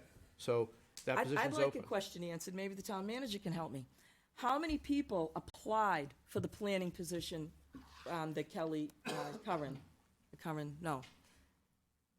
Karen, excuse me, Karen now is out of? How many people applied when she applied?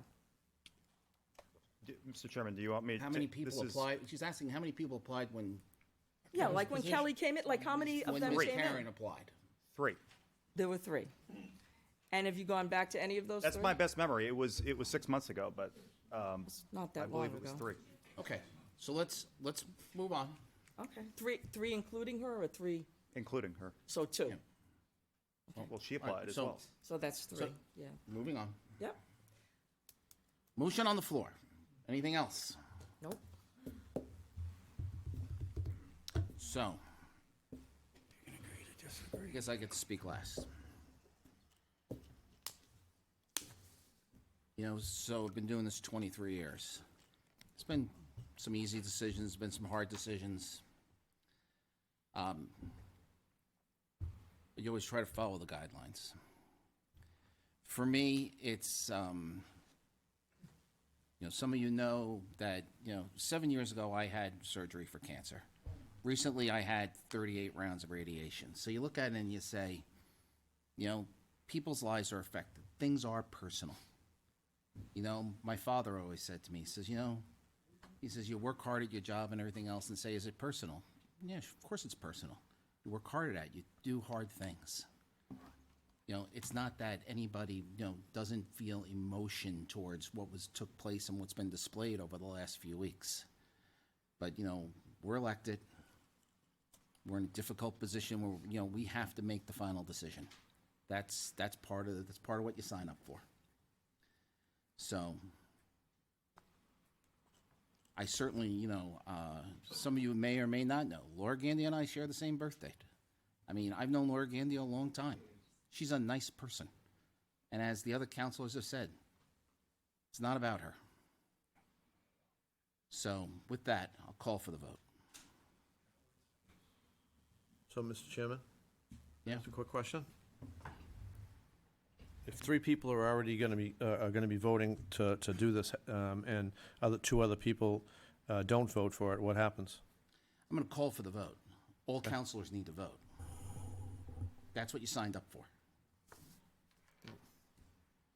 All those in favor signify by saying aye. Aye. Opposed? Opposed. Aye. Motion carries. What's the count? Well, I'm going to have to agree and go with 4-1.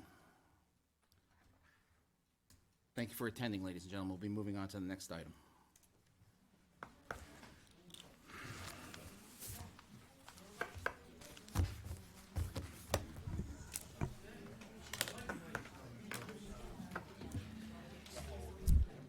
I have order 2023-01. Mr. Wally.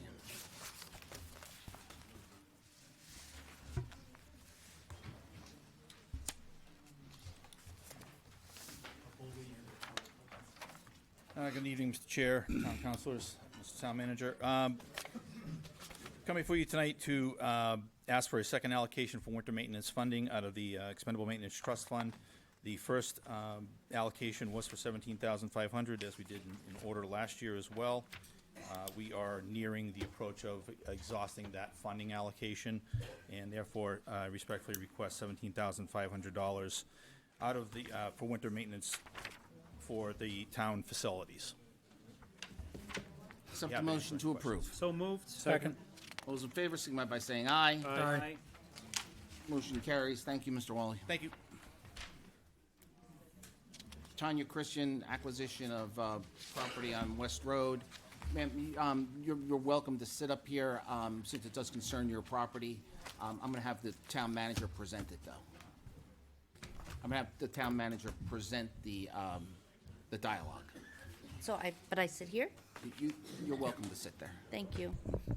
I need a new I'm not chair. clear on what you and the town manager discussed, so I'm just going to go ahead and have you there so that he can talk to you. Perfect.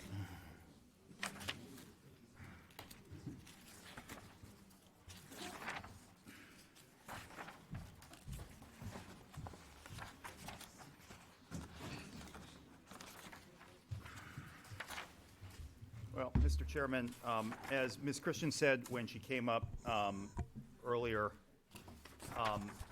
she owns property at 103 West Road, and may have had a misunderstanding with her seller about what the extent of her property really was. You can see that she is adjacent to this large wetlands complex area, and also directly across from the West Road fields. Okay.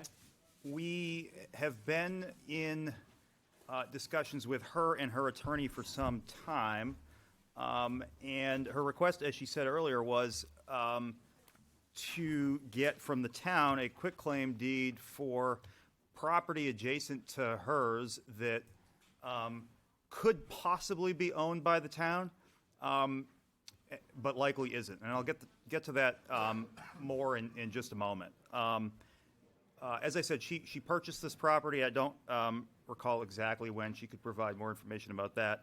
And was under the impression that she owned more of it than is currently depicted here. You can see that it is a largely wet parcel. There is a small, I'll call it a buildable area, but without adjacent land, it probably isn't buildable based on a lack of frontage and lot size or usable area. And she proceeded to do some work over the property line, and we told her, and DES told her that we questioned whether she owned that area, I think is correct. She engaged counsel, and counsel did a title on the property, on her property and on the adjacent property, and determined that the title is very unclear as far as who owns this adjacent area. I think the town's interest, and I don't have a detailed understanding of the title So I have report. a question for you. This piece of property here, that's at the entrance of West Road there, right? Yes. And she owns the home that's there that I see pictured? So that's not actually a home. I'll let her describe. Is that the area where there was a trailer? Correct.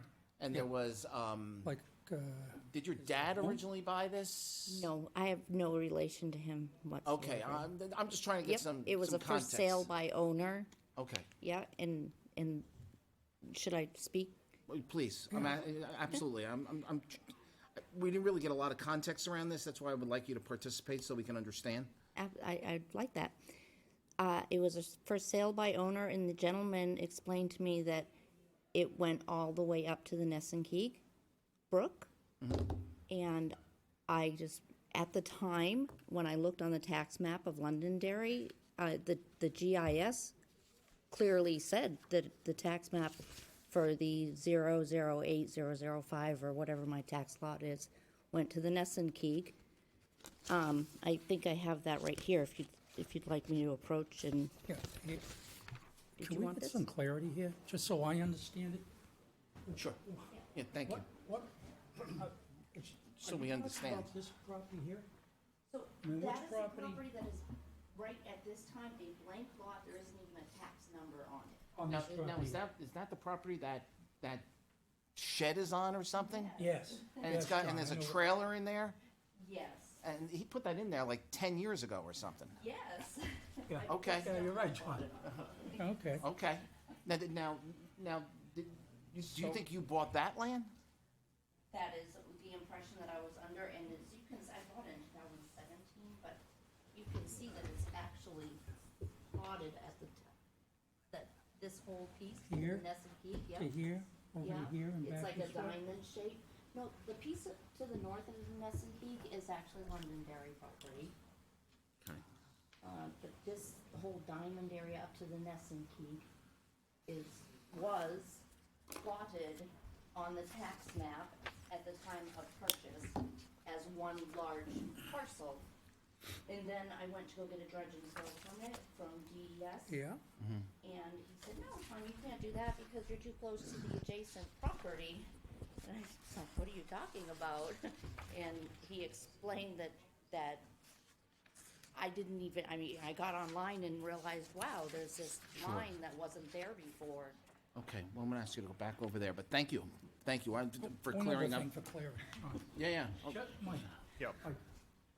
This is the property we're talking about right here. Right. In question, right? Is this wetland? Yes. Oh, yeah. So it's all wetland? Yeah. You couldn't even No put a highway mailbox in it. Well, there may be some, I'm just looking at it here, but out front, it looks If like it got perhaps really it's- dry, we could walk across there. What's that? Yeah, exactly, in the summer. If we had a record drought. Yeah. Okay. It's also all in the buffer, just It's all what? that portion that dry would be considered the buffer area as well. Right, this is a major named wetland. Yeah. The 100-foot buffer? Yes. Can I? But what, Yeah, of you know, course. I'm sorry. No, I just wanted to ask the same that Jim was just kind of on the same idea. So what would be the interest of wetlands? I guess I'm missing that part of it. Maybe I'd just, 'Cause it's- what would be your interest of making that part of your land if you couldn't do anything with it anyway? What's the? The sun sets there. It's very Oh, so pretty. I guess if nothing could be built there and we weren't going to be putting anything there, what's the difference? I'm just trying to, and it's taxable land too, right? Yeah, then I would be paying the taxes on it.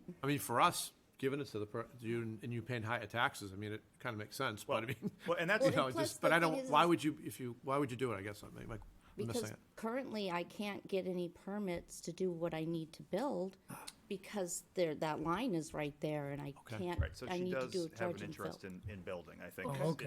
I just wanted to clarify, Correct. because it's like, okay, if it's not any good to anybody, It why is would you pretty want it? too, sorry. No, no, thank you. Anything? I guess, so we don't know who owns this land at all? The title, That strikes me as odd. it's not odd. I own Well, it. first of all. No, it's odd. It would be odd if it were prime buildable land, I would agree with you. But Yes. because it's wetland and nobody has wanted it necessarily over the years, But someone had to own it originally. I own mean, it. everything is He has to buy it from me. Charles owned by the Hurd. town Right. or. And- So what it sounds like is somebody put a structure there without a permit and basically tried to take the land. So how much land are we talking about that we're kind of giving to her? It's that unclear. she This thought is she owned? I mean, well, you can see this is a lot of record here, right? It is owned by the town. Okay. Just for comparison purposes, in terms of like figuring out what the parcel of unknown ownership might look like, I think it's fair to say that it would be something roughly in between the green and the blue. We're at much is that? we're at a preliminary, how much is that? Like how much acreage? Comparing it to. Mine is 8 acres, the one above I think is 2.5-ish. Above where the town that- was? Right. Yeah, So the that's triangular. The town owns 2.5, and Right. so in the middle, Yeah. looks like I think it's about 5 acres. 5 or 6. The assistant town manager says it's about 5 acres. But what I can tell you is, so we're at a very preliminary stage. And so we're, if I'm looking for consensus from the council, yes, we want to explore this. No, we don't. There are a couple things, and if the answer is yes, clearly there's some additional work that needs to be done. The town's interests, I think, are twofold. One is, it is true that this property is not currently being taxed to anyone. It is also the case that even if it were conveyed to Miss Christian and put on the tax rolls, I can't imagine we're talking about huge tax dollars into the town based on the fact that most of this property is not usable. I think the town's additional interest is this. This is important prime wetland. And so if the council is interested in entertaining this, one, either as an accommodation to Ms. Christian, two, in order to increase our tax revenues, even if, slightly, then there needs to be some restrictions placed on this transfer to protect this important wetland. Mr. Chairman, may I comment on that? Of course. So, I'm sorry, Deb, I didn't see you. Oh, I'm sorry. No, okay. please go first. All right, thank you. I just want to finish my train of thought that we were on, Mike. I'm sorry to have interrupted. No. So, do we know who owns from Yeah, here I was, back? yeah. That's, I think, town of Londonderry as well. Litchfield is right on the very westerly line. Like right It's over not, here? it's not, It's not clear? It's I not- mean, like, I know when you go to Google Yeah, Maps. there we they go. do I think Keep going, that's Mike. London, that's Londonderry property as it's a well, little isn't it? sluggish We're for getting some there, reason. though. I clicked See? on it. Yeah, I did click on it. This must be the Litchfield line right here. That's why that's That not is- activated. That is Yeah. the Litchfield line, yes, So the that's westerly. Litchfield line. Yes. Jeez Louise. Stop touching it. Oh, All geez, right, so God, then, jeez. and so in the frontier, how much frontage was there? Currently, I have like 124 feet. Not you, Oh, between the town and, the town property so, and, the piece she's looking to Oh, I see. acquire. Mike, scan out again and put the town property line in there, will you please? Yeah, that's Put what I'm this talking line about. in here and put that line. I want to say about, Put probably, the lines up, please. There we go. I'm gonna get out of the way. What Get I'm out of the way, saying, come on. what I'm saying is right here. How about much 200 frontage? feet, That's 200 feet. about 200 feet, because I want to say it's about Okay, 300. and this looks all dry to me from here to here. So that's gotta be at least 4 to 5 acres of buildable land that you could put two It's houses not in. dry. Stay out of that one. Well, Well, the I mean, problem is you don't have the 180 feet I of can't even get a frontage. surveyor to go and You only- walk only in needs it for 150 me. there? I thought you needed you only 180. need 150 for frontage, so if you have 200, well, yeah, I guess. I it's just only one. have Got a 124 sight though. distance problem there too on Okay, that but- turn. But So- I'm just trying to So what, figure so out. what, so what I was gonna say, was. Okay, thank you. So what I was gonna say to you guys was, Council, what I was gonna say to that, all right, instead of that big 5 acre lot, you talked about, well, you want to build something on your lot, right? So how much do you need of that to allow it to be, buildable for you? So in other words, we don't know who the heck owns the 5 acres, but it could be that you need only a quarter of an acre or half of an acre of that That's to make everything just for you. And So- I have actually considered that, probably to at least, say another 50 to 70 feet or something along the road. That could be a and then good just- compromise too, I think, you know what I mean? Yeah. That to me is a healthy compromise. Yeah. What's the cleanest way to handle this? If there was like a line that went in, because there's so many jagged lines up there too, and I am really having a difficult like time this? getting a surveyor. Kind of like this? So I let me, know, I was thinking more, like from the road to make, so there's two, go up, now go back down to the middle-ish, the big green, kind of that direction, okay. yeah. So let me ask the town manager a question. So, Mr. Town Manager, what you're asking for from the council tonight is, will we entertain a quitclaim deed for this, however it works out? Right. Is this something that you'd even be interested in accommodating? Because one, my bottom line on this is the town should not have to go out of pocket to facilitate this. If the town is interested, if the council's interested in considering this, there are, I believe, going to be things that we need to do to assure ourselves, one, the state of the title. Two, it sounds like we're talking about something less than a lot of record that isn't even a lot of record right now. And so we're talking about creating like a legal lot or adjusting her lot line into that area, which I want to talk this through with the attorney. Costly. Is problematic She would because still have to go to the planning board, she'd have to do a lot line adjustment, and go through the process. What you're asking us tonight is that, are we okay with it? yes. Okay. Okay. All right. So Yes, I can, that's what I wanted. yeah, I can answer from one council. I'm okay with exploring it, right? But That's what we're saying. Well, but the thing is that I'm only okay with exploring it once we know who owns the, that's step one. Let's find out who We owns gotta the find property. out who owns it Right. first, because how are we supposed to give you something we don't even have? Well, I mean, I could tell That's you. why I hired a Right? lawyer, exactly. Makes I absolutely Right. agree with you, The because other- I would ask for way more. The other thing too If that you we have could to do take that. into Come on up, sir. consideration, Joe, is that's a If you have watershed. answers that can help us, that would be great. And I'm sure the Conservation Commission will probably want to comment on that. It's a watershed. But that's my point, so, Yeah. so after. Name and address, sir. John Ferrer, 58 Hovey Road. This maybe will help, and maybe Mr. Malaguti might help you. So, piece of property. I was on, I'm going to date myself, the field committee back in the 70s. We went through the school and stuff like that. And then when the West properties came up, we looked into this. At that point in time, I was told, and I can give you some background on this, that was deemed wetlands, and it was also deemed greenland. Remember what the greenland laws were back in the 70s? Okay, so yeah, I know. Still in high school. I graduated from high school in 1978. I don't remember, much other than what they Like, tried I to moved it teach just me. before I hit. I was in So kindergarten. basically, the development was going so fast, the state decreed that the developers had to give up, it was a percentage. So if you built 10 lots, You had to swap. you had to give up 1 acre to the town for Greenland. Gotcha. That's now illegal, by the way. Right, in 1982. But that's actually how we got to the theory of having the musquash. But okay, now I Right, understand. I do understand that. All right, now I So, understand. In 1982, as Mr. Malaguti said, the state Supreme Court deemed that illegal. I think that was left behind because and he's absolutely right. For example, the land on Charlie Carr Lane, a person decided to buy the property behind us. The town approved it, but they put a covenant on 14 and a half acres that he could only develop 3 acres for his house and never develop anything else. So that is a consideration that you might want to do and go that way. I'll be honest with you, we could not find who owned that property back in 1977. Yeah. Okay, so. Chad, you weren't. I've been going Okay. cuckoo. So food let's, people know where it came from. so what, I know. so what this sounds like is that God. the council needs to give the town manager the authority to do some homework and find out what we can and we can't do. Right. Yeah. Yet the town council is supportive of the process. Yes, Is that's that, one- is that the consensus you're looking for?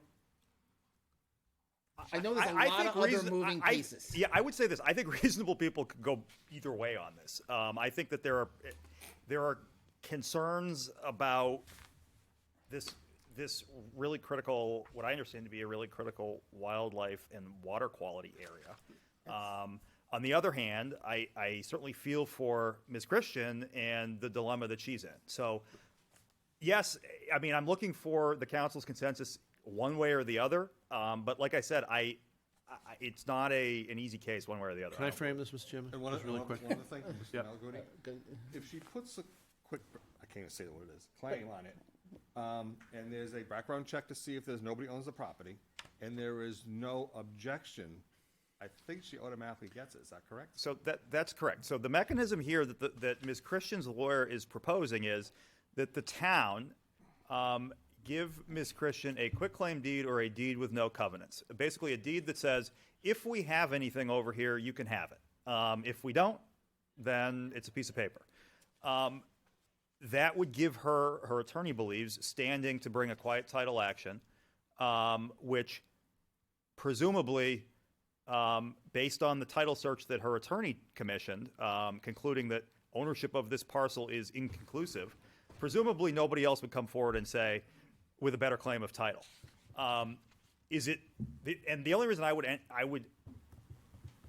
have a problem with that is because the town's literally not giving up anything. We're not making representations about, yes, we own this. She can't come back and sue us if it turns out that we don't own it.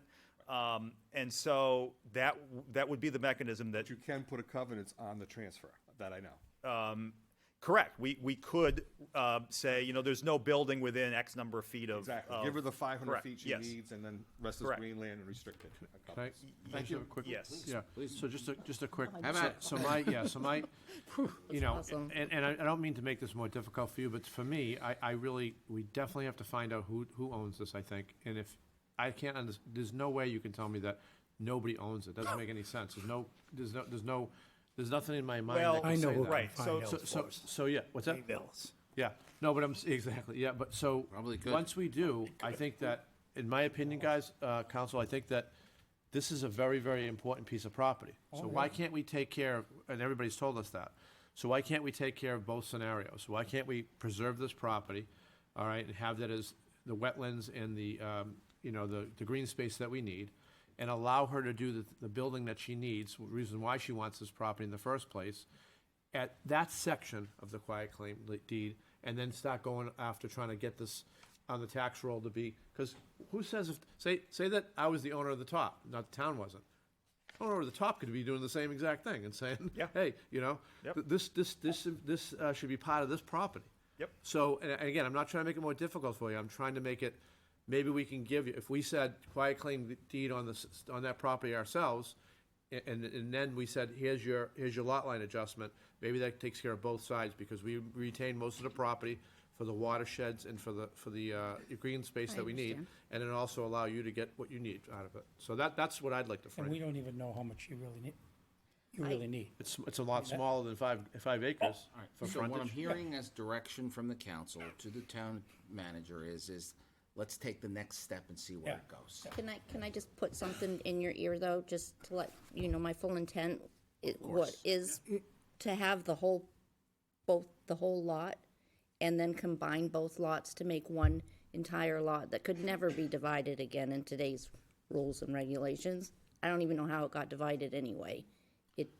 That is my intention. So that's something you'd have to take up at the planning board and have to go through the process and And, everything. yeah, and I would want to file it as one large piece Okay, well- personally, just to let you know, I mean, the lot adjustment, the line adjustment, I don't mind exploring that as well, but just to let you know my full intention, I Yeah, kind of like yeah, the and whole we're piece concerned, we're together. concerned with maintaining the watershed, and we're concerned with. Yeah. So Oh, I maybe they can- understand. the There's- town I- manager can work out that part of it as well, Yep, so that everybody is amicable agreement. Yeah, no, I understand. That's part of the reason why I like the property, though, is because of the wildlife and, Well, I mean, to be clear, this is never getting developed. No, Whether no. you want it or not. Okay, so I think the direction is let's see what the next step Thank you. looks like, Okay. let's go forward. Thank you. Thank you. thank you, Michael. Thank you, council. All right, let's see That what was we an got interesting here. I'll entertain a motion to approve the minutes from January 16th and January 23rd as presented. So moved. Second? All those in favor, signify by saying aye. Aye. Chair votes in the affirmative. Minutes are approved. Joe, do me a favor, I'm just gonna step out for a minute to use the restroom. Could you please start the Utilities Commission interviews? Okay, so I guess we have a few people to interview tonight. Looks like we are going to be interviewing, there's a list here somewhere.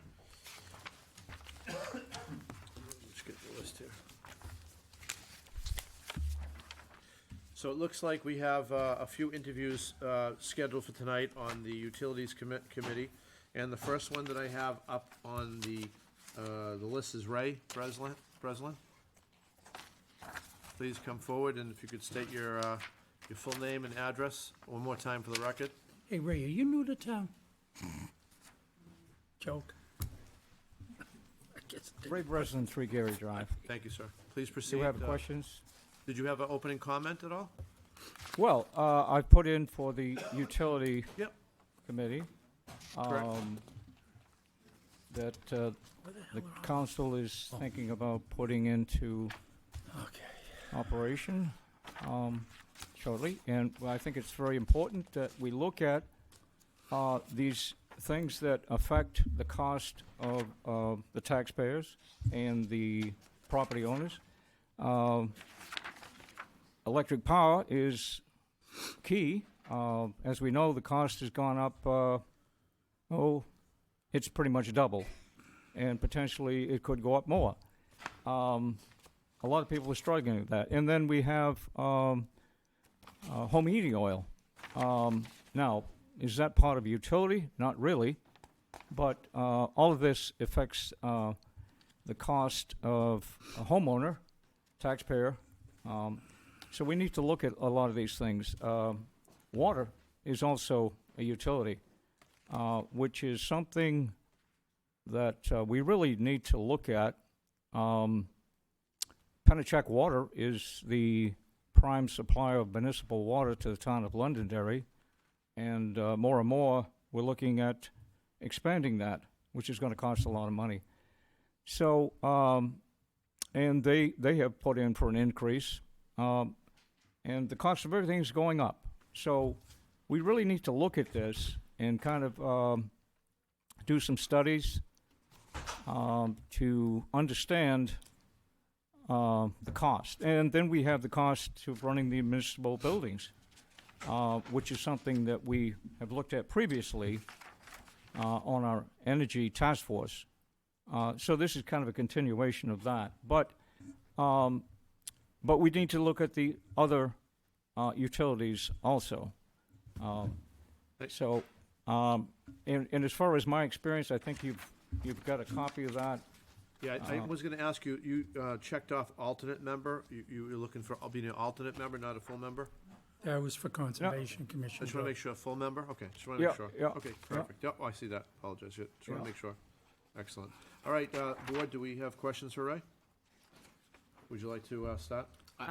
Mr. Breslin, are you a resident here in town? Yes, I am. See, I Sorry. absolutely. Just felt like a little levity. How about 50 years? 50 years? Does that count? You know what I mean? You and my wife. I don't know about that one. I've been married for 52 years, you know. Now, her family moved here in 68, 69. Yeah. When did you say you graduated from high school? 78? Yeah, listen, you probably have shoes I was older about than- ready to retire then. You know what I mean? You probably have socks older than me, right? Mr. Yeah. Malaguti, how many positions are open on the Utilities Committee? 7? No alternates? I think we said 2, right? There are alternates. I apologize, Councilor Franz, I don't have that. We don't have to I'll appoint pull it up. all I believe it's tonight. 3. No. Okay. Well, just Or take three everything also- on Three one. alternates, 7 members. Pardon me, Sorry, Deb? You were going to say something, and I was My rudely fine. interrupted you. So no How many worries. alternates, Deb? Are you ready? How many alternates? I just want to say that What'd she Ray was say? a very big asset to the Energy Committee. You give him a task, and he follows through, and he gets you all the detail. He'll go up to Concord, he'll dig for books, he'll find every bit of information that will help you with pulling together the data needed on a board like this. And he has a good understanding of how a lot of the utilities work in the state. So for that reason, I have to say he's a good candidate. And the good thing is, I don't cost you anything.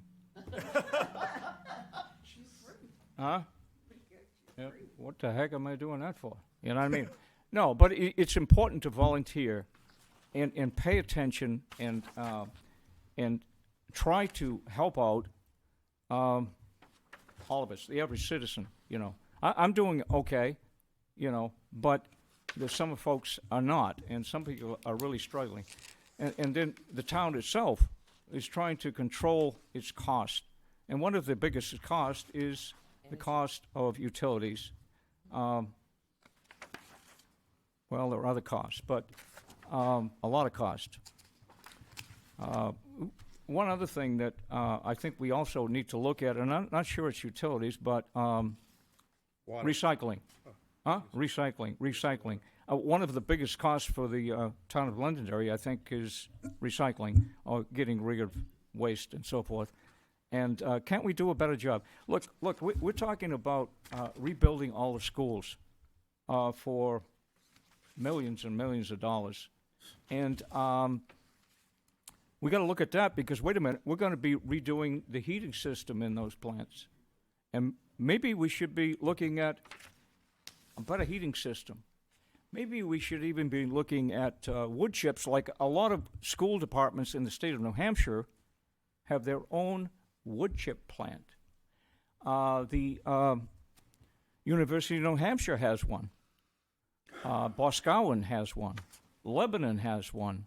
I mean, I can give you a whole list of ones that are taking advantage of it. And the good thing about that is that keeps the money in the state of New Hampshire. The logger goes out and cuts the trees.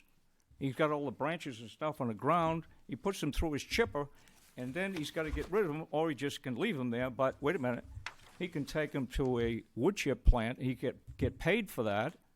The owner of the wood chip plant pays for it, and they make electricity that they sell back, or they can make steam too and heat buildings like schools. We need to look at all of these things. I mean, we have the knowledge to do things better, and we should really take advantage of these things. Look, I go up to Concord. I go up to Manchester Water. I go up to the wastewater treatment plant in Manchester. I go up. I introduce myself. I ask questions, and people will talk to me. Some of them actually call me back. Mr. Chairman, while you were gone, I asked Ray if he wanted to make an opening statement, so just wanted to let you guys know. Did I go over the 3 minutes period here? How much time I got? I love you, Ray. I'm passing the Yeah, baton back to the the chairman. Ray, I wasn't running the time clock, thank God, right? Yeah, Let him know that passing the baton back to him. And the thing of it is, look. So does anyone have any questions for What? Mr. Breslin? No. No. No. Come on. I just want to say, having a relationship with you in this capacity, I've been very impressed with your research, analysis, and abilities, and I think you'd be a value asset to the utilities. Thank you. Commission. And look, I ain't got all the answers either. We're all working together here, and we all put our thoughts together, and we have the ability to figure things out and do things better. So let's do that. Mr. Chair, do you want a motion on? I actually, I want to go through and interview everybody first. Yeah. There could be somebody better. Let's sit, think about it, Well, we take have a no step comments? backwards. Let's interview everybody first. So who else do I have it being interviewed tonight? Yeah, sir, your name? They're all here. Paul, Mr. come on up. Ramsey. I'm just going to start. You've all been very patient. I want to get this moving for you. Yeah. Where's the? all right, going out of order. And then now, Ray made an extensive opening, comments and everything else. Of course, we're I kidding. believe in the 3 Bs. Be brief, be kind, and be gone. So, That's what Father Toro used to teach us. Oh, back my in the Lord. days. If it couldn't have been said in 3 minutes, it probably wasn't worth saying. understood. Do you have an opening statement at all, or? Well, my career was in the utility business. I worked for PS Nation Eversource for 43 years. God bless you. I was there when many of the lights were out and heard from many of you when the lights were out, restoring power, but was also part of the deregulation of that industry. So I have working knowledge of that. I have working knowledge of regulatory process of the Public Utilities Commission and various agencies and so forth and so on. I've negotiated solar contracts, all kinds of things. I've negotiated with wood-burning power plants as well. Actually converted one of our power plants to a wood-fired plant on the seacoast, Schiller Station. So I then retired, got bored, took a little job at the theater, and moved to Londonderry 6 years ago, my wife. We thought this would be a nice town to retire in. And been looking for an opportunity just to get back to the town. And I saw the article in the paper. I said, I got a little knowledge in this area. I am happy to share with anybody. And so I submitted my name, and that's the whole story. So Paul, did you know Elizabeth LaRocca? Very well. Great lady. Yes. Yep. So when she told me she was retiring, I was just devastated. Elizabeth was the best. She really was. She was fantastic. awesome. You know, I just recently met her replacement, Don, and he is doing everything he can do to live up to Liz's reputation. And he's got a tall task, and he knows it. She's going to be tough to beat, to be honest with you. Questions? Anyone who would like to start? Mr. Chairman, we have a name of it called the Utilities Committee, and we have the former Vice President of PSNH Eversource. Do we have to say, drop the mic? Sorry. I agree with Joe. So I have no questions. Sorry. Well, you- I had to say that. It's a drop the mic moment. Looks like things are leaning your way, Paul. Joe said it all. Yeah, no, absolutely. Thank you for your Yes. willingness to serve as well. I don't know where it'll take us, but I'm happy to You share know what? knowledge And neither do we. That's Neither do we. the whole thing is we're trying to figure out where to go, and you'll probably provide a lot of guidance. Yeah. I've seen a lot of errors made in this world, contracts and all of that, and if we can avoid some of those for the town of Londonderry, you know, we could save some money. So, it's not a simple, straightforward business. No. Well, thank you. I'm sorry, Deb, anything from you? I just wanted to say, I was excited personally to hear that you negotiated solar contracts, because that is something from the Energy Task Force that we were looking at, is taking the contaminated land that we have and turning that into a huge solar farm that could really pretty much do a lot of the town. But it was dealing with Eversource, and so if you know how to sail that ship through there, I still have friends at Eversource, yes. that would be amazing. It was very difficult as an outsider trying to. Yeah, unfortunately, their hands are tied to some degree by the regulators. Yeah. So there's a sort of where they can go so far, but they can't go too far. Right, and the solar people are telling us, oh, you can do this, you can do that, and then you talk to Oh, they'll Eversource tell and you they're everything. like, "Yeah, no." Yes. We used to be, my department, I used to head up engineering, we used to hook up a lot of the solar arrays and solar issues and that type of thing, and so Okay. the difficult part is you need to protect the solar array from anything that our power grid would affect your solar array and vice versa, so that neither infrastructure is harmed given whatever either one does, if you will. So, it's not a simple task. No, I like I said, that's what excited me. Yeah. Well, Paul, thank you. We have to wait to make a motion, Yeah, sorry. thank you. That's fine. We're gonna talk to everybody. So, who else? I'll start on this end of the room. Martha, would you like to go next? Sure. Because nobody here in town knows you. Martha. Yeah.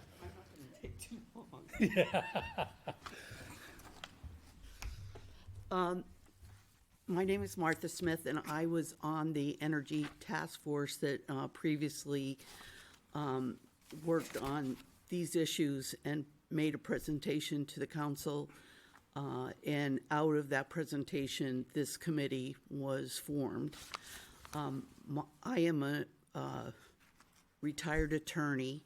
I worked for 10 years for an energy services company. And I worked very well with Ray on the previous Energy Task Force. And one of our focuses was trying to bring together, in terms of the utilities, the schools and the town, so we know what each other's doing, open up lines of communication so certain projects aren't happening that could really benefit the whole. And those are my qualifications. Folks, any questions for Martha? So, Mr. Chairman, we had just heard from a vice president of PSNH, and now we have an attorney of the utilities coming forward. Another return. This is moving down the line, huh, Joe? No, somebody that you worked in utilities. The attorney that worked in utilities. I just would like to say thank you as well. Awesome.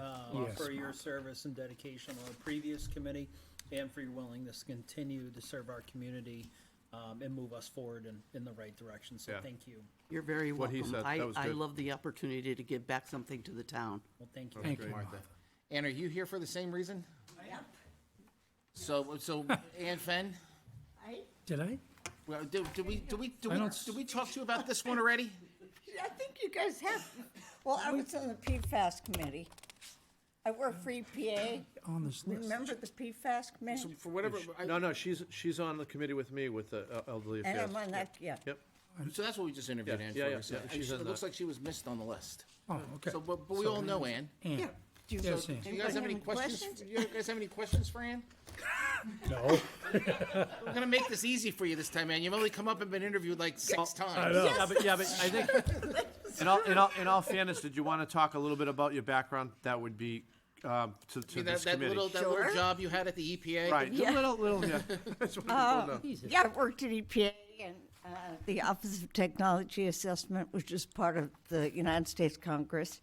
I have a master's in science, technology, and public policy. And my specialty is really more the environmental energy area. And I used to lead I'll in drop the mic.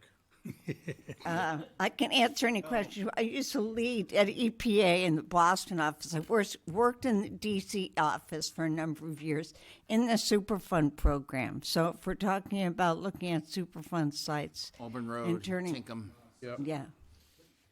I mean, we would have to We look have at more the than our fair share. institutional. Would we have have to few. look at the institutional controls and the ARRs. Sorry, ARRs is no Superfund acronym. Before we could do anything with those sites, but possibly it's a possibility. All right. Excellent, thank you. Anybody have any other questions for Ann? Ann, thank you for sitting through another Yes, meeting Ann. and being part of everything. I really appreciate it. Thank you. Sir. I'm sorry, I'm just moving around the room. What was your name, sir? My name is Jeff McGraw. Hi, Jeff. Okay. I am Jeff. new to Londonderry. I've been here since July. Welcome, Thank you. Do I need to tell you my address? please. 9 Sure. Meeting House Drive, Londonderry. Terrific, thank you. So my background is recent transplant. My background is engineering, mechanical engineering undergrad. When I worked for a year and a half in a nuclear power plant as an engineer. After working as an engineer, after graduation, I worked designing gas systems for the semiconductor industry, and then went to get a master's degree in business and international relations. Subsequently worked in industrial investing, and then worked as a strategy consultant for tech companies. And for about 5 years, I was an investment banker in renewable energy and project finance for solar panels, wood chip plants, that type of thing. Left that, and I've been working as a strategy consultant for aerospace companies for strategy and mergers and acquisitions, and also sit on the board of directors for a technology company. Moved here to Londonderry. I want to give back. Want to be part of the community. I've been on boards everywhere I've lived since I graduated for, town boards, condo associations, just trying to be part of the team. So, So Jeff, I noticed you have one of your notes here, the Manchester Airport Authority. Do you have a pilot's license? I do not. Because one of the positions we have to put a pilot up for, that's why I just asked. I do not, no. But I'm sorry. I consult for the defense space and aerospace, and Okay. so that's why, that's one of the. And Mr. Yeah, Chairman, it's an interesting board. you may, and Councilor Butler, you may remember Mr. McGraw from the morning of the utilities, the Senior Expo, I believe it was. He was down Yeah, at I the was- track and introduced himself to us. Yeah, we had the golf carts Correct. going and everything. Yeah. Nice chat. Yeah, I Nice was to see you again. running, And then I remember. Yeah, you're like, oh, I told you I said I wanted to get involved in the community and on the board, and it's like, oh, well, I'm the town manager and I'm the chairman of the town. Well, terrific. I'm glad we said something that got you here. Yeah, my wife was laughing and she thought it was hilarious, sort of serendipitously how things work out. So Fantastic. Go ahead. So, sounds like you have some knowledge about how to get some money for this thing, right? So, since you've been on some of the boards in the bankings I've and worked stuff? on in the defense space. I've worked on about $10 to $12 billion of defense acquisitions, and I've looked at about $1 billion worth of energy projects, and I've worked on about 300 million, close to about 100 million. That's it? And when you had the experience in banking, you actually were able to do what now with, as far as the energy? We were doing project finance, Yeah. so we weren't investing in like EverSource. We're working with independent power producers. Okay. So if someone wants to build a solar plant, or someone wants to build one of the cool projects was a guy in Arizona who was taking the manure from a cattle feedlot and turning it into something called biochar, which is just one of the coolest things in the world. And then also taking some of it to digest into natural gas or town gas. So raising money is something that we can do. We can help structure the investments so it's good for the town, good for investors, or getting fund, if we reach out to the correct investors, getting funds to build maybe the power plant for the for the town, for the schools, without any cost to the Yeah, city. that's what I was trying to get at, that you could bring to the table, those It's definitely connections. possible. Yep. Okay. I would not represent that I would guarantee that I could raise the funds. Right, but you have connections there, and you understand the situation because you worked in that field. Absolutely, Okay, yeah. thank you. Yeah, there's. That's my only question, Mr. Chairman. Community power authorities. Yeah, we can go back someday about the history of the power plant in town, and talk about. Oh, yeah, community I don't have any details on the power plant in town, obviously. No, I'm just saying we can go back on the history of the discussions, fill you in on. Sure. What was discussed. It was certainly very intense. I'll just. I leave can it there. imagine, yeah, there's lots of money involved in those conversations. So, anyone else for Jeff? No. Thank you for your willingness to serve. Jeff, It's thanks a pleasure. thanks for sitting through our meeting tonight. Appreciate it. All right, who's next?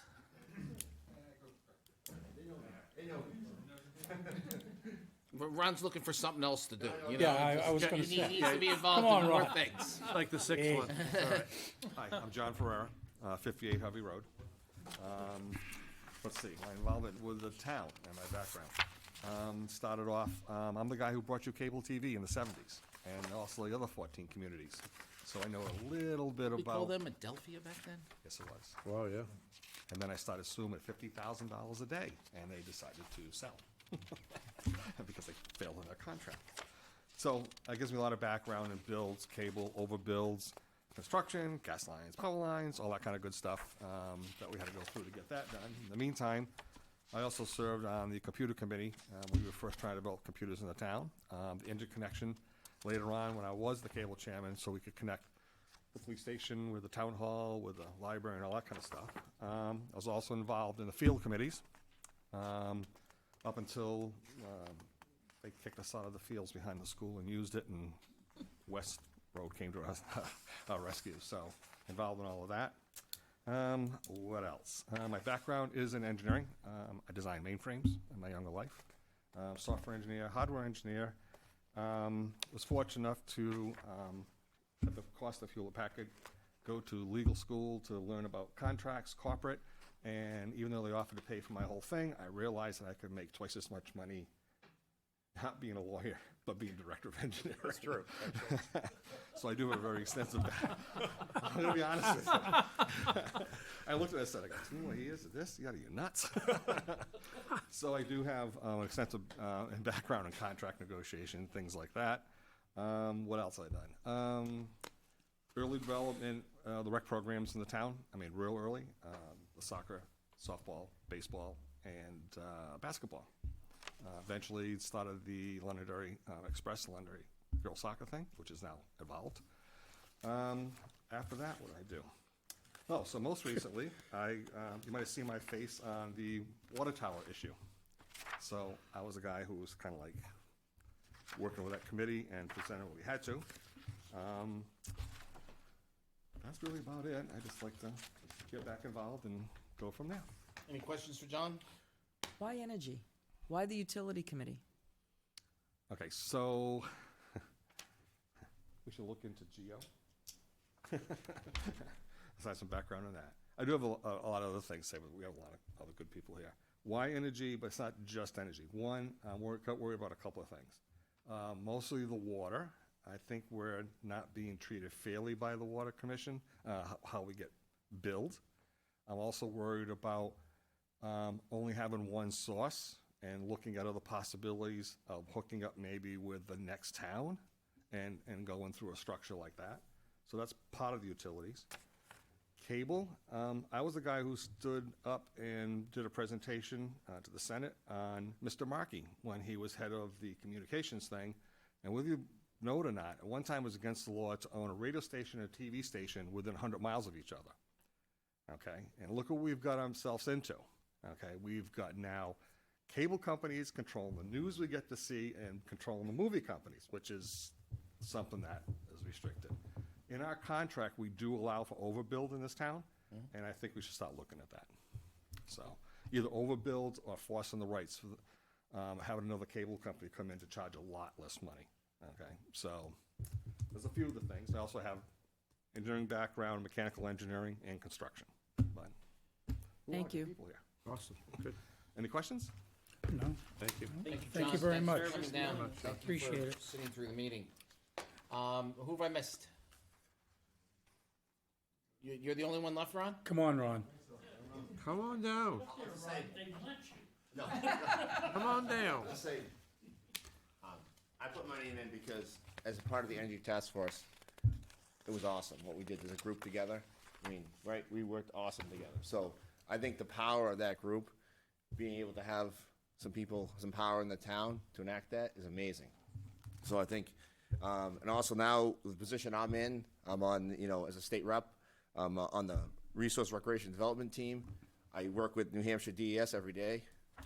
That's what we do. I'm also on the HB 737 committee.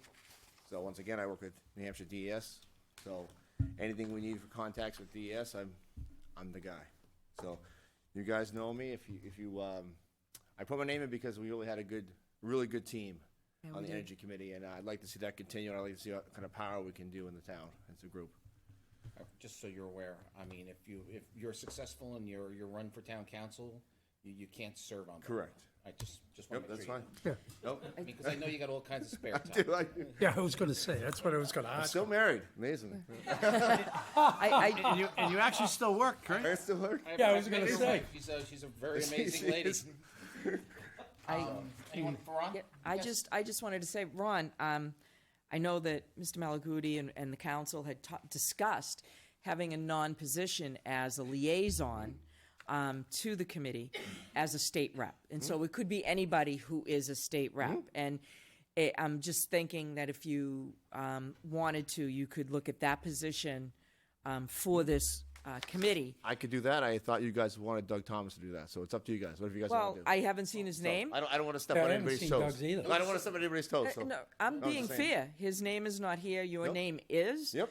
And because you are running and you may not be Yep. able to do both. I'm fine and with whatever the we're- council decides. You were great keeping minutes and keeping yeah. us on track. So I just was saying that it would be good for you to be a liaison Absolutely. if that should happen. That's Whatever all. you guys I wanted decide, to put I'm it out happy to there. help. Ron, Okay. do you have enough time? No. Okay. Thank you guys. Ron told me sleep is underrated. Oh, sleep is underrated. So, what do you want to do? Well, we interviewed Well, Seven I mean, people Lynn tonight. Wild's not here, but he's served on so many committees. Lynn you know, isn't. we're not going to learn anything new if he comes. How about Joy? Who's Joy? I haven't- Beautify Londonderry. She's Pardon the me? chair. She's the chair of Beautify Londonderry. And, well, we know Mike Spells. who's Matt? Matt? You don't have to nominate tonight. I mean, you can wait Why if don't you we want. wait? I'd like to see if these other people It's up show to up. you guys. Whatever you guys want to do. I mean, you can nominate half. I mean, you can start the process and not complete the process. You can do whatever you want to do. All right, I'll make a motion. Okay, go ahead, Joe. All right, I'd like to nominate and make a motion to accept, and these are all for full membership, right? So Yeah, this full. is Ray Breslin, Paul Ramsey, Martha Smith, John Ferreira, Ron Dunn, and that's 1, 2, 3, 4, 5. and actually Jeff McGraw and Ann Fenn as full members. Second. Ann Fenn. Ann Fenn, that's what I said. Yes, what I said. You're Ann Fenn. Martha, she's Ann. Second. So what I want to ask is, I want to ask a clarifying question. Do you want to leave Ron on as the state That's what I rep was gonna so say. that we can always add We another can state reappoint. liaison rep. You Yeah. can always add on to them. Yeah. So if you make Ron the state liaison rep, that way if if he's successful in his endeavor, he can stay on the committee. Yeah, I'll amend that. Makes sense. Put Mike Speltz in because he's very Oh, good and on Mike environmental. Spence. So there you go. So there's your 7, and then we have the state rep. And I should just note that Mr. Speltz is out of town this evening, is my understanding. So I'd also recommend that because Lynn Wiles is on the Waste and Sanitation Committee and on the Planning Board, I'd recommend that you add his name as well. As an alternate? You can do full-time or alternate. We have 7. We would have The only Oh, advantage you alternate. have to somebody like Mr. Wiles is that he has served on multiple boards and towns and knows our processes and procedures. So I Yeah. think that might be helpful. So you may want to think about that because they're going to have to elect a chairperson. Is there anyone here that would be willing to be an alternate? I like that, no one. I like that. Good answer. Well, Lynn said he'd be an alternate. But then he can't be chairman. He could be the alternate chairman. The only reason I bring him about is because I do know he knows the structure of, How to run a meeting, Robert's rules. well, how our processes work. It's the only reason I bring it up. So I want to throw another wrench into here. I've asked to be on this committee, and my name wasn't added to the list. I will no longer be a town councilor, but I did ask to also be part of this committee. So the council can make a decision to leave an alternate position open if they so choose. And on the last day of your term, the council can make a decision to do something if they want to. Okay. That's your best path because then you won't. I'm just putting it out there. I just wanted people to I'm know. not saying no, I'm just trying to tell you how we can do it. Yep. You want me to be an alternate, that's fine. We'll come to every meeting anyways. Yeah, I'll show up anyway. So you're God keeping bless track him. there, Joe. What do you want to do? Joe, you want to modify Yep, that? I got him. So, we got, say it again. So full member, Paul Ramsey, right? Martha. And what was your? No. No, you're, All right, Red. let's go, Joe. go ahead. Paul Ramsey, 1. Martha Smith, 2. John Ferreira, 3. These are the full members. Mike Speltz, 4. Jeff McGraw, 5. Ann Fenn, 6. And Lynn Wiles, 7. And then we're gonna have Ron Dunn as a state rep, and we have the 3 Breslin as an Ray alternate. Breslin is 1 alternate, and then we have 2 others that we will name later. I There's agree. only 2 more people Is this- here. You second the motion? Second. Yes, it's in the form of a motion. Joe, can I interrupt you, though? There's only 2 more people left, I know, but they weren't here. but that fills up your 3 alternates. Okay, But but we then we haven't- wouldn't be able No, to keep we- one we- open. Then it won't be. That's fine. I can still just go to the meetings. It's fine. Well, Oh, but you, trying to see if we can no, I accommodate you. think That's you, fine. I think we should I think keep you one need to be open. on there. Yeah, I do too. But Yeah. these people put their names in, and But you I want to can't see because- new So, people so step did up. you. Yeah. I understand, but I Paul. like to see people volunteer, and like I said, I can still go to the meetings and be a pain. I wouldn't feel comfortable with that after. What, with her being a pain? No, or- I think we should. No, look, I mean, here's the situation. There was a committee there that worked very closely together. You were a member of it. Yeah. There was a lot of very positive things that came out of it. So I would I like want to to try keep to one keep, open. I would like to keep one open too. Whatever you guys want to do, you can All do right. whatever you want to do. Okay, is this in the form of a motion? Yes, it is. Yes, So Ray is the only alternate Alternate. that we're Right naming now. correct. Yep. And that leaves us And 2 there's open. 2. That leaves 2 open. yep. Second. All those in favor, signify by saying aye. Aye. Motion carries. Please see the town clerk and be sworn in. Thank you very much. Thank you. Thank you. Thank you for staying God late. bless. How much do you have to pay? A whole Twice night- a whole twice night of year this. We send you a bill. Yeah, a whole night of this. Thank you, guys. Thanks for stepping up. Thank you. Yes, thank you. It'll be interesting. Okay, liaison reports. Anything new? Yeah, John, I actually, Outstanding. Heritage Commission, Chase Bank is looking to come to town. And they're looking to graze the building on at the corner of Gilchrist 66 Gilchrist. and 102. Yep. So they've come in front of us, and also Gene Gagnon for Vista Ridge East, or Vista East, and Vista West. So both of them have been to the Heritage Commission, and both of them will be returning with some hopefully some modifications. So that's positive. And the lookbook. Oh, the lookbook, yeah, I that's know how gonna- much you like the lookbook, so I figured I'd give you the opportunity to Yeah, talk yeah, about it. we're gonna redo the lookbook. Okay. Anything else on liaison reports? All right, I can report that I did have a conversation with Ted Kitchens, the airport manager, the airport director, about the far west end of the rail trail, and that the temporary parking lot that has now disappeared and is blocked off, and there's all no parking signs. Ted said that he would reach out to you, Mr. Malaguti, the town manager, and we would talk about what we can do to accommodate possibly some sort of gravel lot or something that would, help with the erosion in that area, because I guess the erosion was the issue. So that we need to look at that and try to move on it before the spring, so that we can help people use the trail more effectively. Do we have anything for town manager report? I do not have anything this evening, Mr. Chairman, based on my preparations for the meeting tonight and the work that I've been doing, putting together my State of the Town address. I will address all of those items in that speech on Saturday morning. All righty. Kelly, anything from you? None this evening. All right, ladies and gentlemen, the deliberative session is this Saturday at 9 a.m. The school's deliberative session is at 7 p.m. on Friday night. The next town council meeting is on on February 27th, 2023 at 7 o'clock.